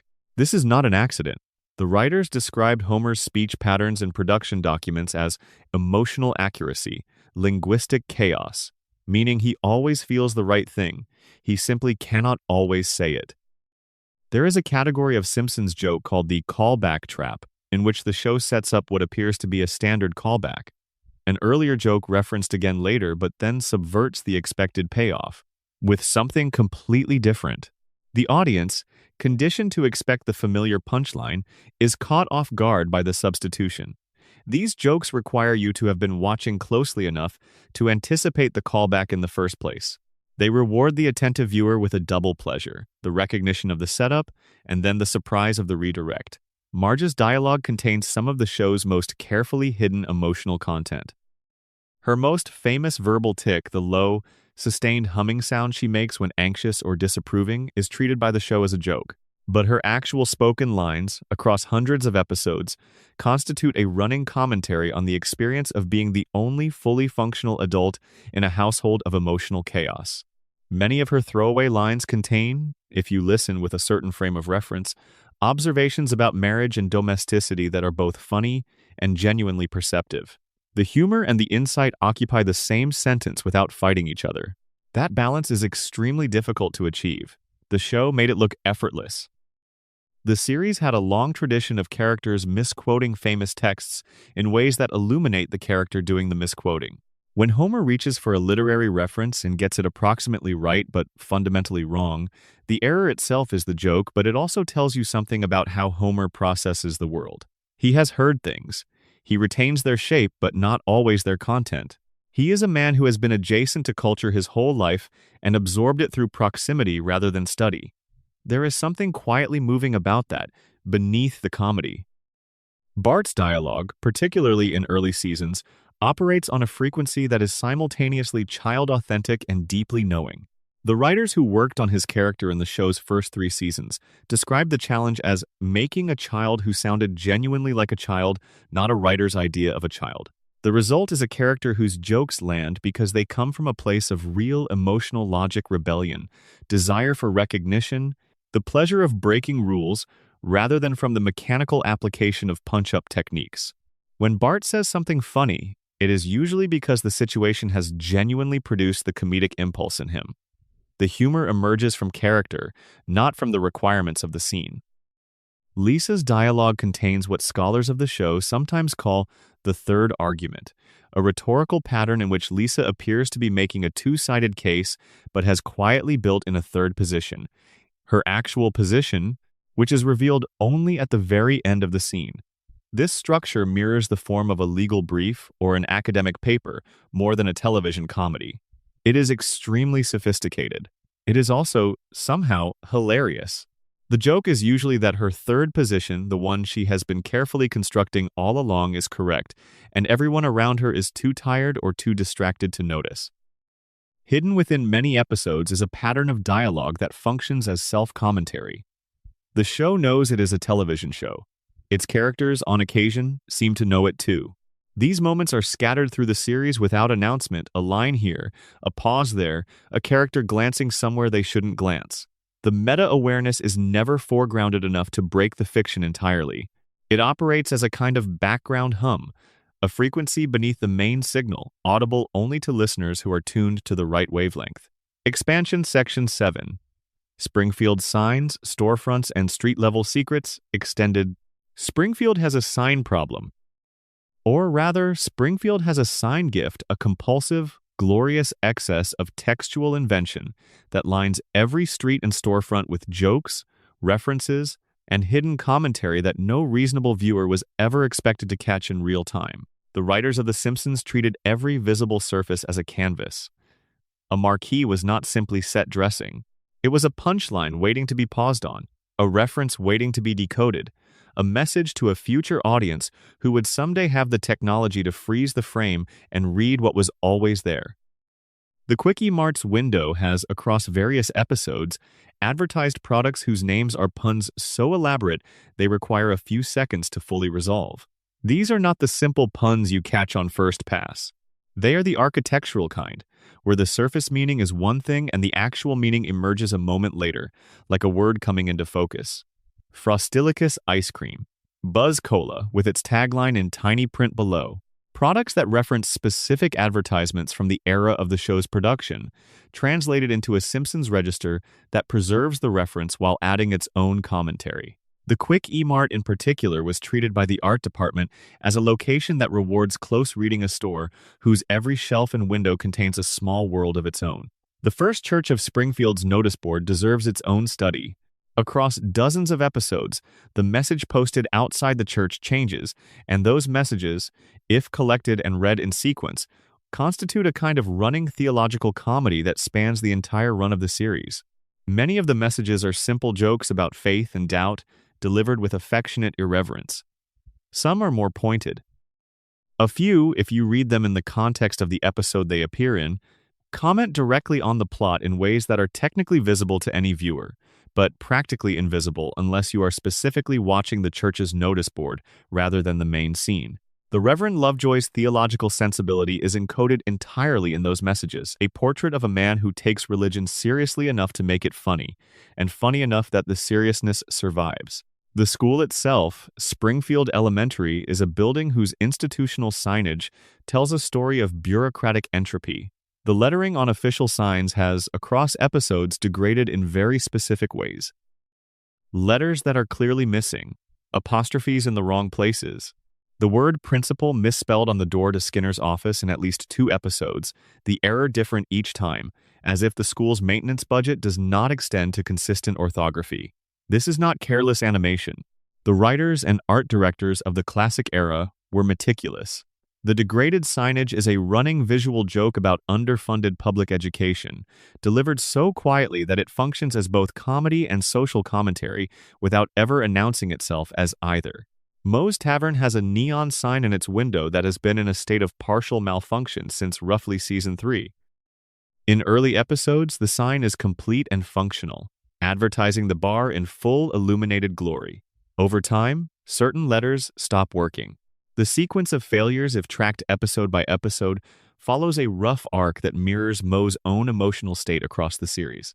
This is the kind of detail that could absolutely be coincidence. Neon signs do fail, and background details do drift in animation, but the Simpsons production team was not known for accidental symbolism. They were known for hiding things in plain sight and trusting that eventually someone would find them. The used car lot run by Gil Gunderson, the show's perpetually unlucky salesman, has window stickers that change between scenes within the same episode. This is almost certainly a production artifact. Different animators working on different scenes, not cross-referencing their sticker content. But the result, if you watch carefully, is a car lot whose inventory appears to shift and multiply and contract within a single afternoon. Cars appear that were not there before. Price stickers change. A sedan visible in the background of one scene is missing from the same background moments later. Gil's life is already portrayed as one of near-continuous misfortune. His disappearing inventory feels, in context, like the universe continuing to make its point. The grocery store where Marge shops the Piggly Wiggly analog that Springfield calls the Safeway, or, in other episodes, something else entirely, because the show has never been particularly consistent about this, has aisle signs that, across various episodes, list product categories that include items Springfield residents would never realistically need. An entire aisle dedicated to fancy international mustards, a section labeled discontinued produce, a freezer case marked things we found. These signs are visible for seconds, if that. They are background texture. They are also, if you read them, tiny world-building details that suggest a grocery store operating according to its own internal logic, one that intersects only approximately with commercial reality. The businesses on Springfield's main street have addresses that, across episodes, have been used by fans to construct a rough map of the town. This project was never officially encouraged by the show's creators, and the addresses are demonstrably inconsistent across episodes. The show's producers famously refused to pin down Springfield's geography, which is part of its mythology. But the individual address details on storefronts, when collected, tell you something about how the art department thought about the town's spatial logic, even if the writers never committed to a single unified vision. There are clusters of numbers that suggest a certain kind of urban planning. There are addresses that make no sense in sequence. The map you build from these details is a map of a dream of a town. Not a town, but it is fascinating to attempt. Perhaps most remarkably, the restaurant signs in Springfield. The town appears to have an extraordinary number of restaurants, many of which are visible only briefly and never visited. Their names alone constitute a minor literature. The Frying Dutchman is famous enough to be canon, but there are others, glimpsed in backgrounds, whose names suggest entire backstories. A Thai restaurant with a name that is a very gentle pun. An Italian place whose sign features a small illustration that, on freeze frame, appears to depict a scene from a specific Italian film. A diner with a chalkboard special that, if you can read the handwriting, lists a dish named after a Simpsons writer. These are gifts left in plain sight, wrapped in moving images, visible only to those who stop long enough to unwrap them. Expansion Section 9. Hidden character deaths, returns, and continuity threads. Extended. The Simpsons has an unusual relationship with time. The show famously resists aging its characters. The Simpson children remain approximately the same age across 3 decades of storytelling, and this temporal strangeness creates a kind of pressure that expresses itself in the show's hidden continuity. Because the characters cannot grow up, they grow sideways. Details accumulate not vertically, across time, but laterally, across episodes, building a texture of accumulated history that exists only if you are watching broadly enough to perceive it. The most carefully buried continuity thread involves Homer's mother, Mona Simpson. She appears intermittently across the series, a fugitive from justice, a woman who made choices that removed her from her son's life and left a wound in him that the show treats with extraordinary tenderness. The episodes that feature her are among the most emotionally ambitious the show ever produced. But what is less noticed is how her absence is present in episodes where she does not appear at all. Small visual details. A photograph in a particular position on a shelf. A book whose title, if readable, connects to her backstory. Homer's behavior in certain scenes, when watched with knowledge of her story, reads differently, a melancholy just beneath the surface of his usual bluster, detectable only if you know what you are looking at. The recurring appearances of Frank Grimes, or rather, the post-Grimes world the show constructs in his wake, constitute one of the stranger continuity threads in the series.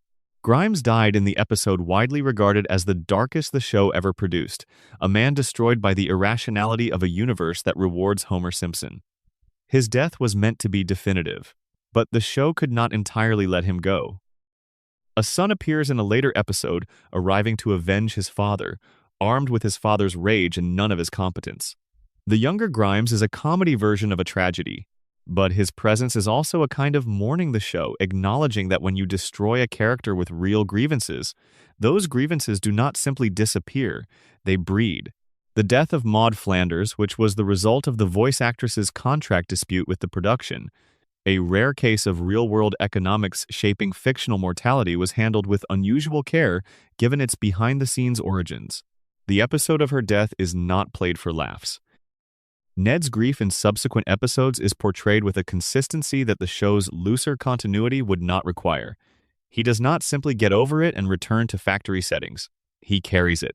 Small details accumulate, the way he pauses sometimes before speaking, a photograph moved from one episode to the next, moments when his usual cheerfulness falters and something older and sadder surfaces. The show was not required to do any of this. It chose to.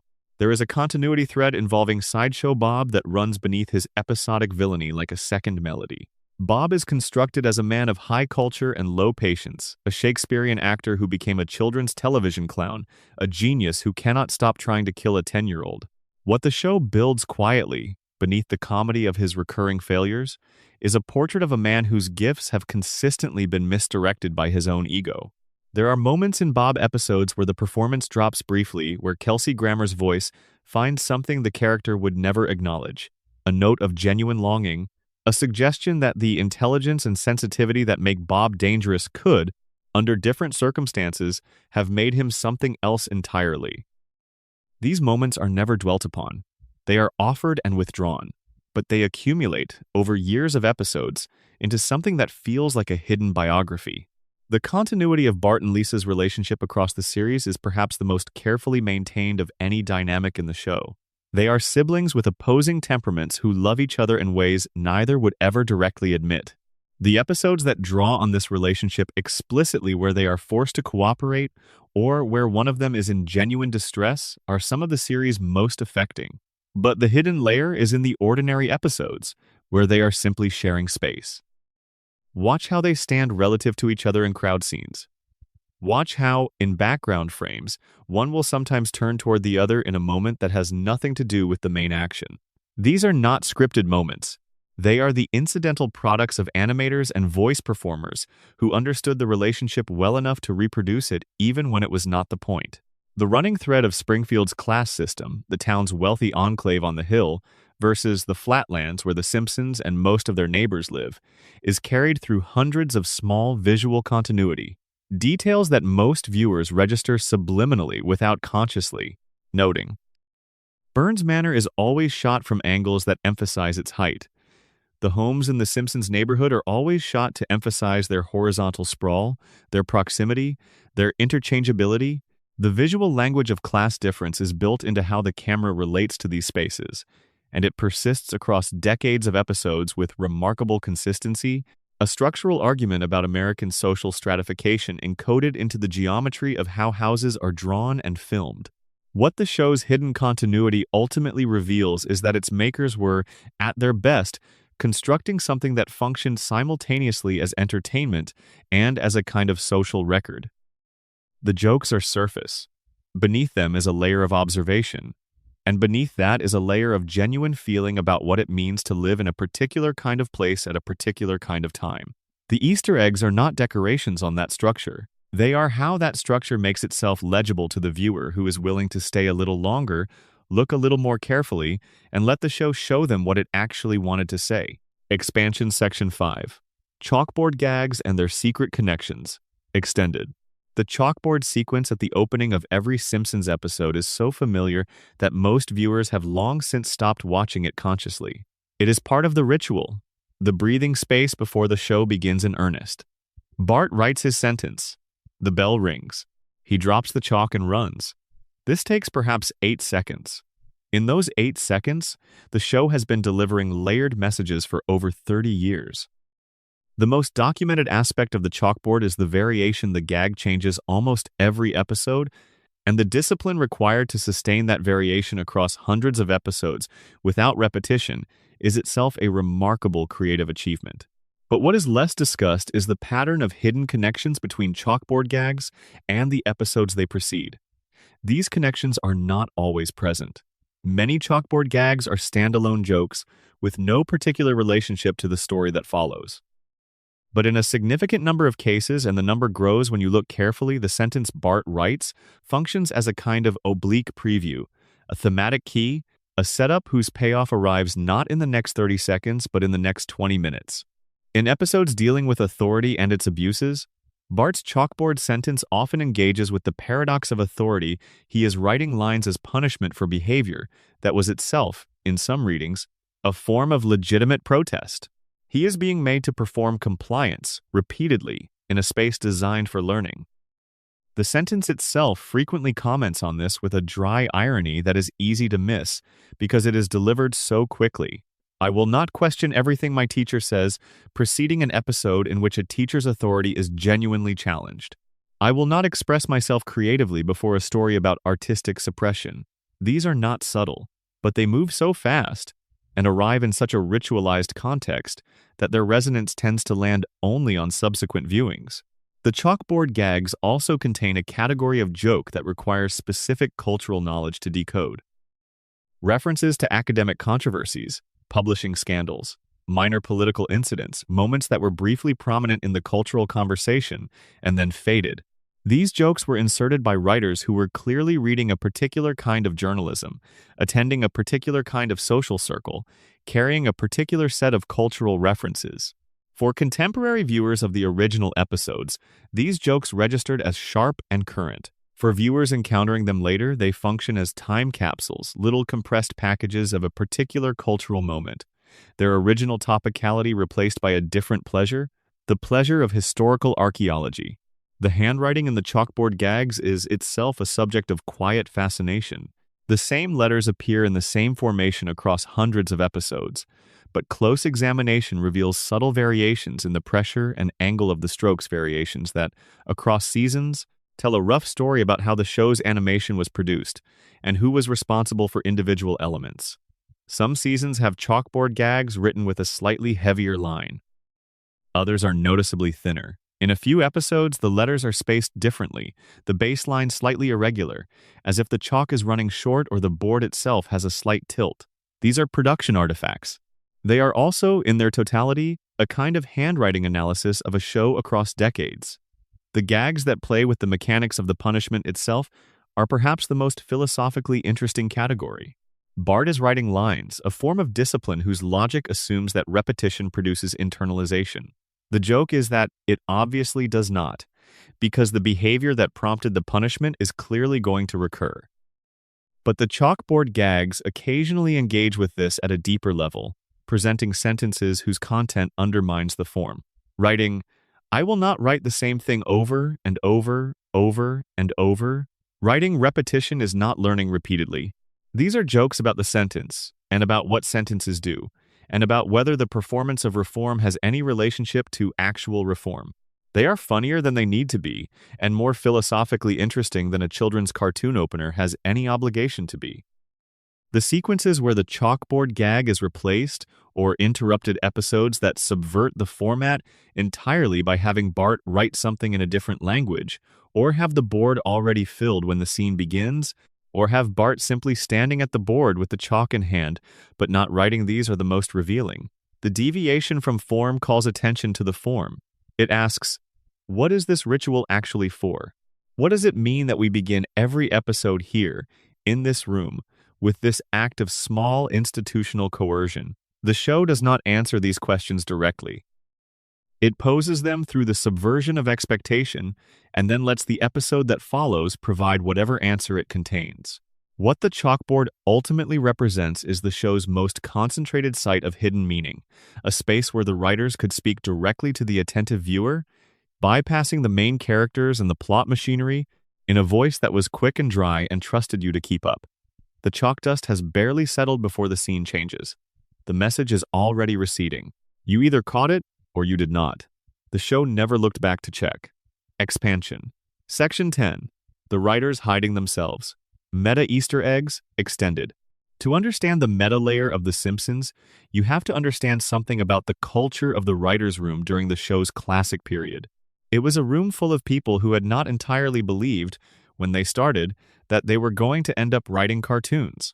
They were Harvard Lampoon graduates, stand-up comedians, essayists, novelists in waiting, people who had studied literature and philosophy and arrived at comedy through paths that were not always direct. They brought all of that to the room. And they never entirely lost the impulse to embed their actual selves into the work. The most literal form of self-insertion is the name reference, a character, building, or piece of Springfield geography named after a writer, producer, or crew member. These are well documented in aggregate, but their individual details reward attention. The streets of Springfield are named, to a remarkable degree, after the streets of Portland, Oregon, where creator Matt Groening grew up. This is known. What is less known is that specific buildings on those streets, in the show's background art, sometimes bear names that belong not to Portland geography but to people Groening knew personally, friends, teachers, figures from his early life who are commemorated in a town that does not officially exist. The practice of hiding writer surnames in the backgrounds of episodes became almost a competitive sport during the classic seasons.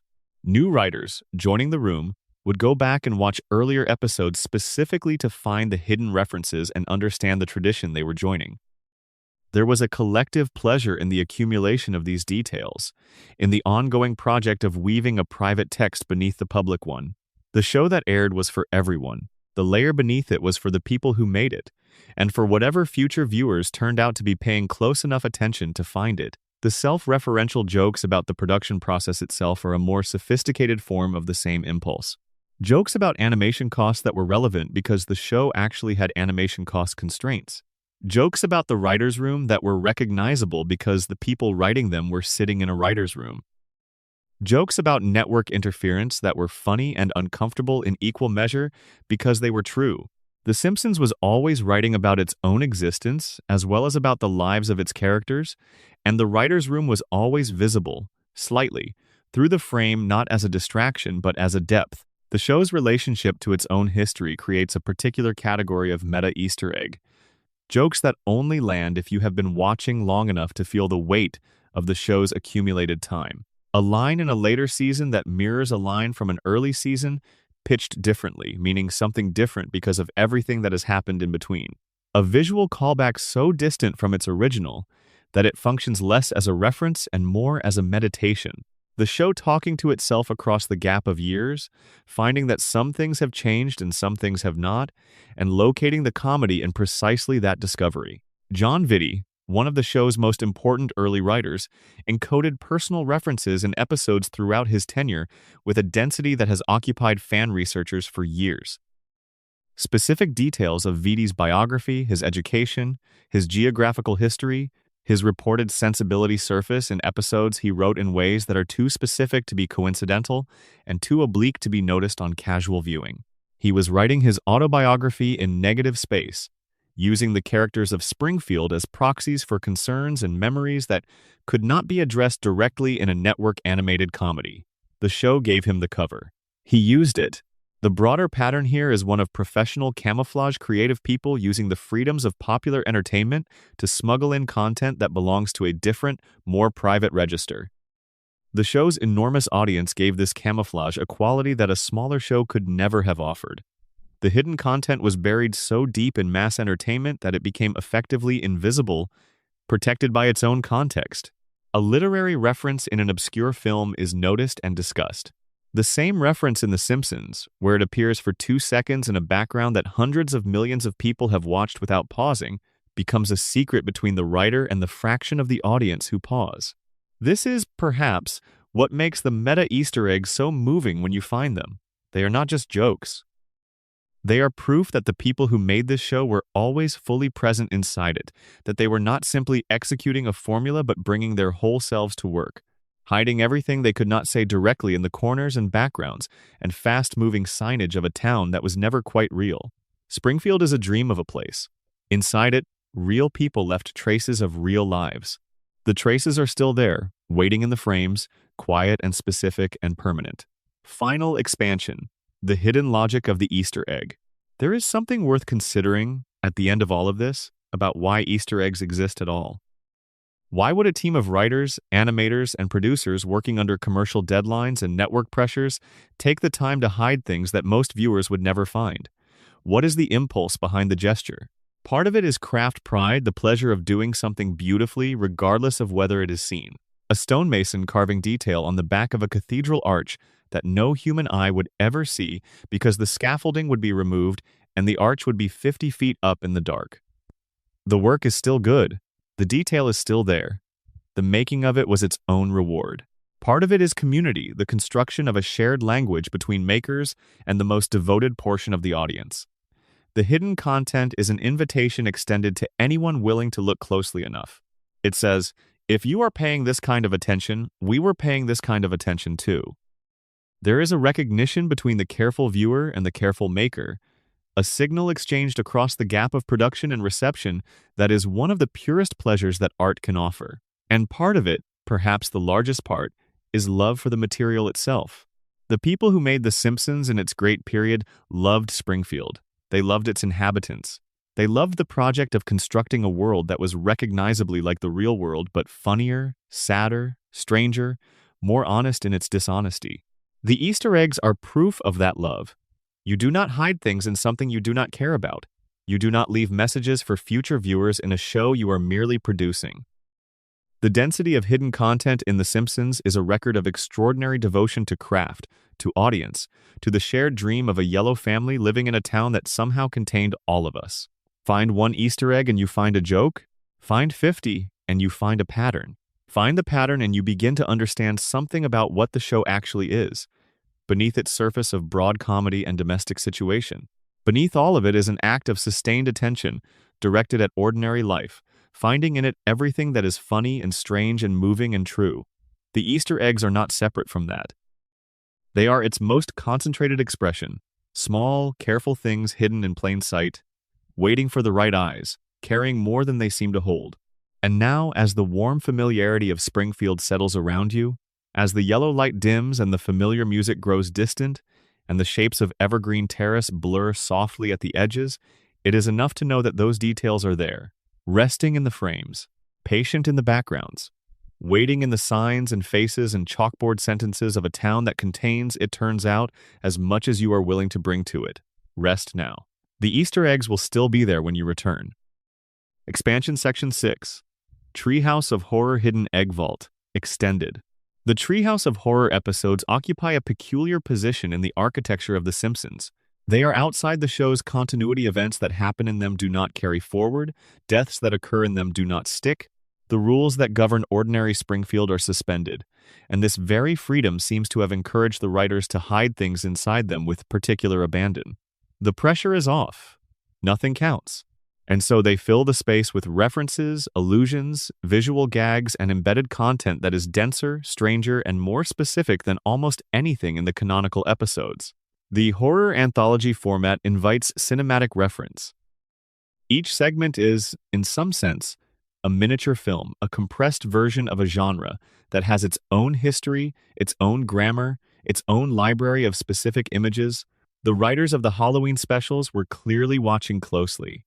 The specific films they referenced were not always the obvious ones. Yes, there are Hitchcock references, Universal monster nods, Kubrick passages. These are expected and celebrated.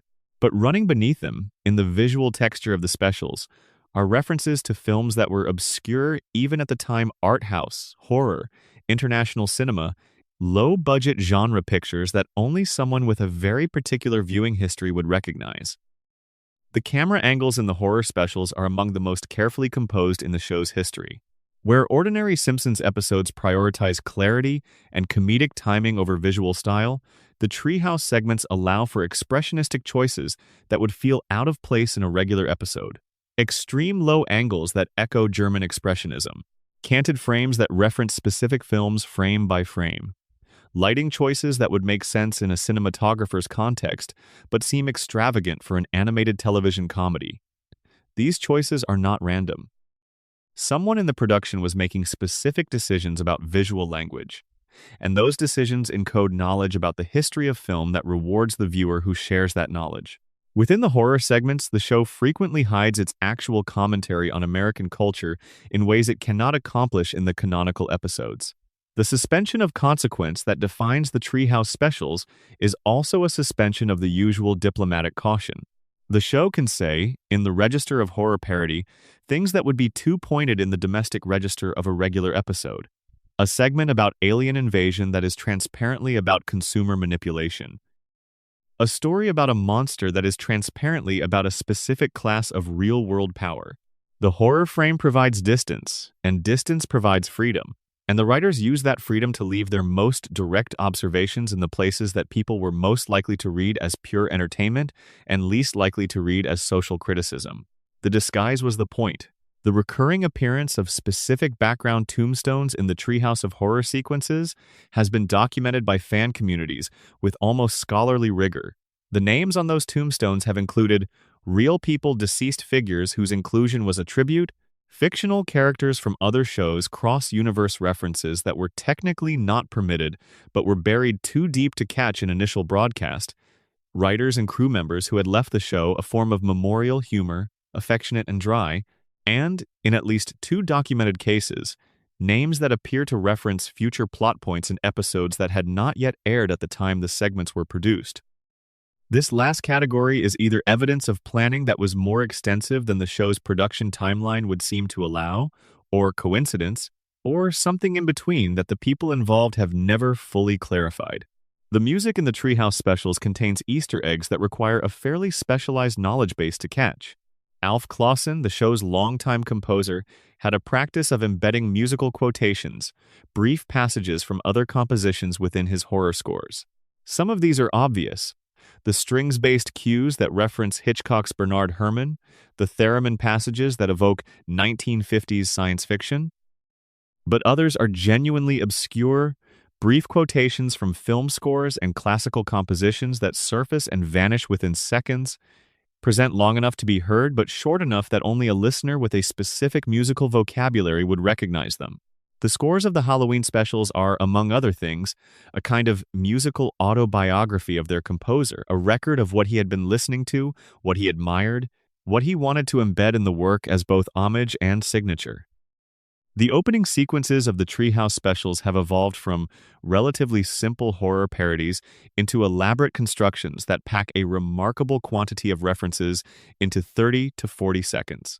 The graveyard sequences that have anchored many of these openers with their rotating cast of tombstone names and visual gags reward repeated viewing in ways that the opening sequences of ordinary episodes do not. There is always one more name. There is always one more gag in the background that you missed because you were watching the foreground. The specials front-load their hidden content in the opening, as if to announce the project. This is an episode that has more going on than you will be able to catch the first time through. Come back. We hid things for you.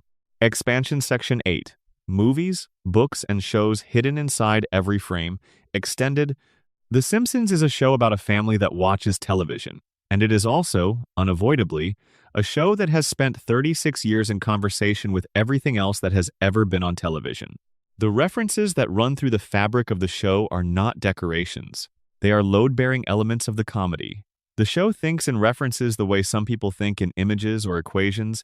It processes the world by finding what it resembles, what it echoes, what other creative work it can be seen beside or against. But the depth of the cultural referencing goes beyond the jokes that announce themselves. The acknowledged references, the parodies, the celebrity appearances, the explicit homages are one layer. Beneath them is a layer of embedded content that never identifies itself. A background painting that reproduces a specific composition from a specific artist without comment. A piece of music cued to accompany a scene that is itself a visual echo of a film sequence set to the same piece of music 30 years earlier. A conversation whose rhythms precisely mirror a famous dramatic exchange from a play or novel, transposed so completely into Simpsons register that the source is invisible unless you already know both texts. The literary references embedded in the show's background art are among the more specialized categories of hidden content. The books visible on shelves in the various Springfield locations, the library, the school, Marge's reading corner, the books Homer occasionally holds with expressions of confused goodwill, have titles that reward attention. Some are obvious jokes, punning titles, books whose subjects relate to the plot of the episode they appear in, but others are specific literary titles, real books, placed in these fictional spaces with apparent deliberateness.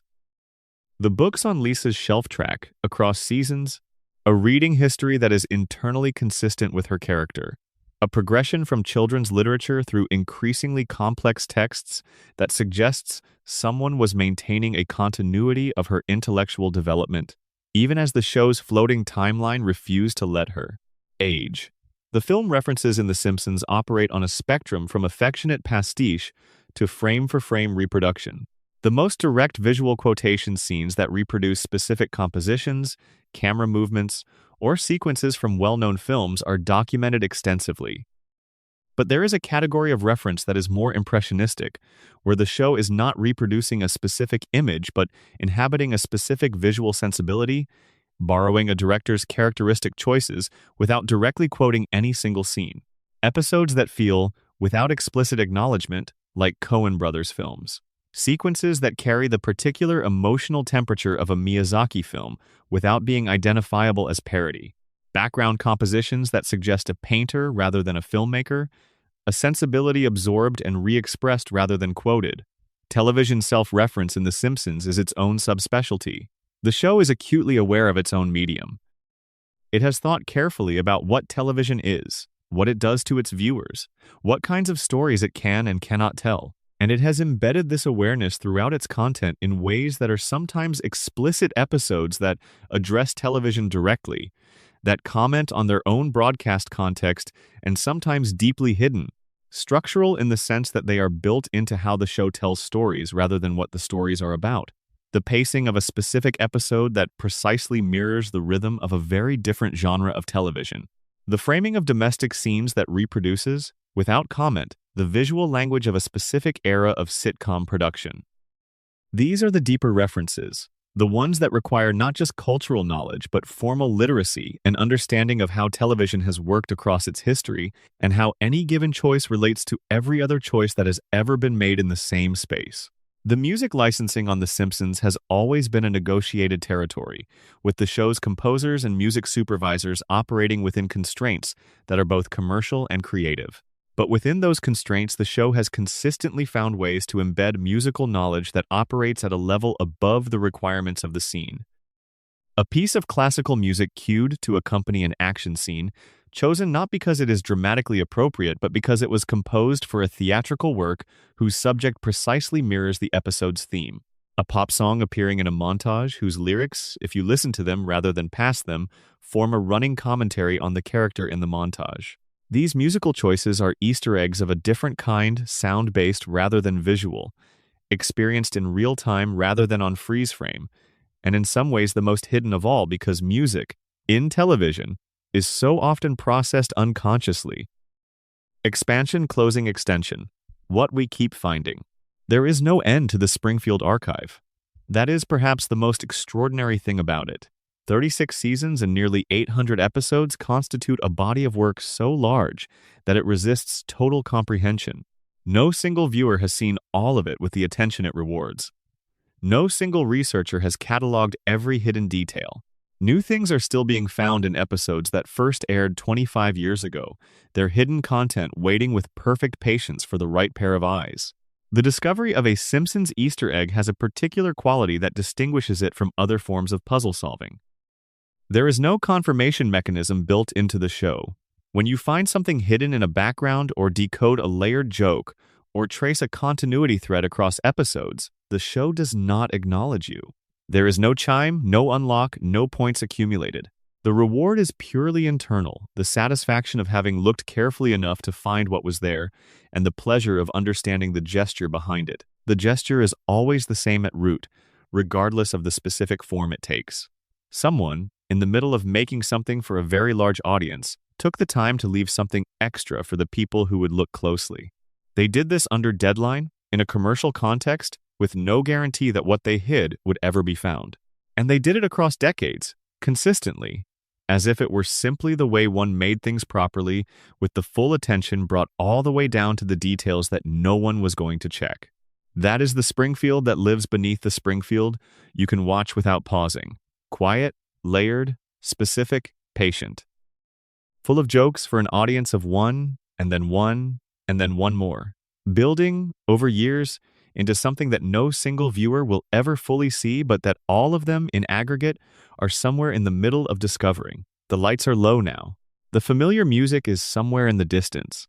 And behind every frame of every episode you have ever watched, in the signs and books and tombstones and background faces of a town that never quite existed, something is still waiting to be found. It always will be. Expansion, the geometry of hiding things. There is a craft to concealment. Hiding something well requires understanding the conditions of its discovery, what the audience is attending to, what they are likely to skip, where their eyes travel and where they linger. The animators and writers who built Springfield's hidden layer were working from an intimate knowledge of how people watch television. They knew that eyes track motion, follow speech, lock onto the central action of a scene. They knew that peripheral content, background elements, things that are not moving and not speaking and not directly related to the main business of the shot, slide past most viewers without triggering conscious attention. That is precisely where they put things. The skill involved is not just creative, but perceptual, an understanding of attention itself, of how consciousness works when it is engaged in the relaxed, receptive mode of watching a familiar show. Television viewing is different from reading, different from cinema, different from the concentrated engagement of theater. It is a more fluid state, more open to interruption, more accustomed to partial attention. The hidden content in The Simpsons was designed for exactly this state, planted in the margins of an experience that most people would have while doing something else, eating dinner, half reading, falling gradually toward sleep. That last condition, the sleep adjacency of late-night television viewing, gives the Easter eggs a slightly different character when you encounter them in that state. The threshold between noticing and not noticing is lower. Things register that would be filtered out in full wakefulness. The background detail that slides past without catching your attention at noon may catch it at midnight, when the filters are softer. It is possible that some of the hidden content in The Simpsons was designed with exactly this in mind, placed not just for the attentive viewer, but for the drowsing one, the viewer whose guard is down, whose peripheral awareness has widened as their central focus has softened. There is a quality to Springfield that becomes more pronounced in this state. The town feels, in those moments, less like a setting, and more like a place you have actually been. The specific amber of the evening light in the Simpson kitchen. The particular shade of blue that the sky turns over Springfield just before something happens. The weight of the couch in the living room, its position relative to the television within the television, the show within the show. These details, accumulated over years of watching, have built a kind of spatial memory that operates even when you are not fully conscious of watching. Springfield becomes familiar the way home becomes familiar, not through inspection, but through repetition, through the slow accumulation of ordinary time spent in an ordinary place. The Easter eggs are part of this. They are part of what makes the familiarity feel earned rather than passive. The show is asking you, quietly and without urgency, to look at the thing you think you already know, to bring your attention to the parts you have been taking for granted, to discover that the space you thought was background is actually foreground, waiting for the right viewing, the right frame of mind, the right willingness to let the surface yield to what is beneath it. This is, in the end, what all the hidden layers of The Simpsons are doing together. They are proposing that attention is its own reward, that looking carefully at familiar things produces new experience, that the show you have watched 100 times is also, always, the show you have never quite fully seen. There is more. There is always more. The archive does not empty. Springfield does not run out of secrets. The writers planted enough to sustain a lifetime of looking, and the animators hid enough to sustain a lifetime of pausing, and together they built something whose depth exceeds what any single mind could map. You can stop looking now.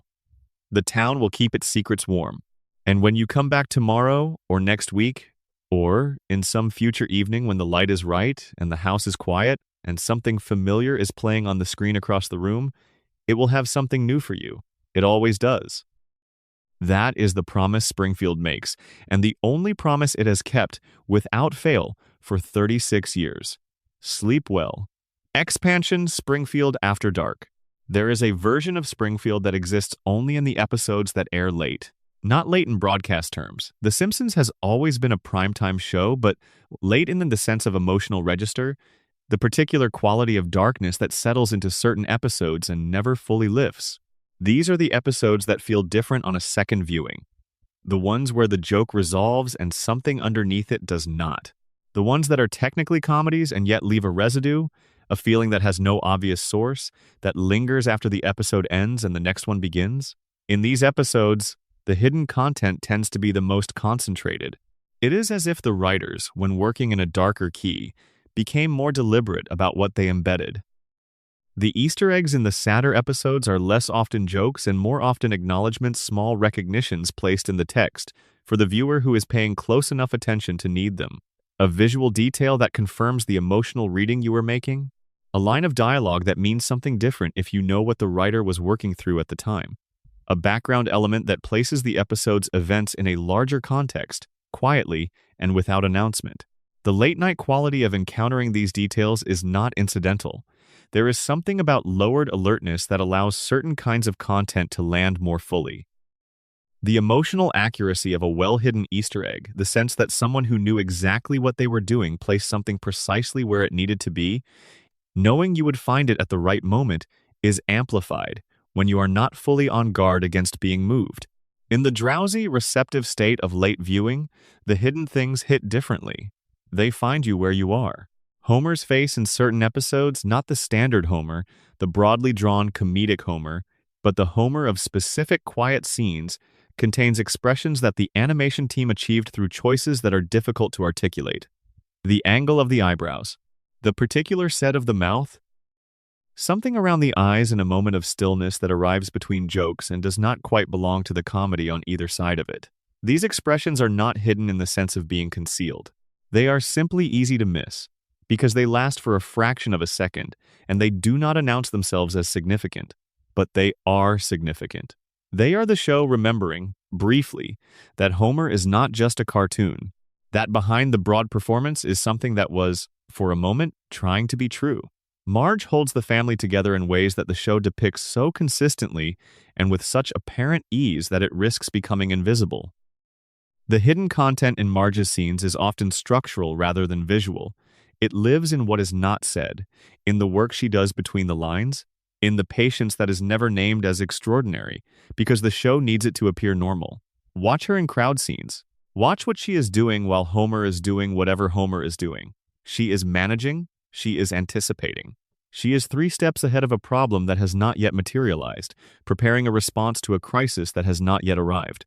The Easter egg of Marge is that she is always working, and the show frames her so that the work looks like simply being there. The children of Springfield Elementary, the background students who fill the school's halls and classrooms, carry a hidden inventory of faces that reappear across episodes in ways that suggest individual lives.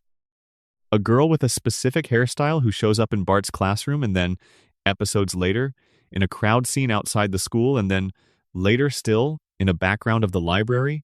She is never named. She never speaks. But her specific design, the particular combination of colors and proportions that makes her distinguishable from the mass of background children, recurs with enough frequency to feel intentional. As if the animators were keeping a private record of her existence, threading her through the show's background without purpose or payoff, simply because she seemed like someone who deserved to keep showing up. This is the heart of what the Easter eggs represent when you collect enough of them. Not a puzzle to be solved, not a game to be won, but an attitude toward the material, a belief held by the people who made the show and transmitted through the hidden content they embedded in it, that every part of what they were making deserved attention, that the background was as real as the foreground, that the unnamed mattered as much as the named, that the small, careful thing placed in the corner of a frame that no one would see was as worth doing as the big comedic set piece that everyone would quote for 30 years. The show has lasted as long as it has, partly because it was made with this attitude. The audience senses it even without knowing specifically where to look.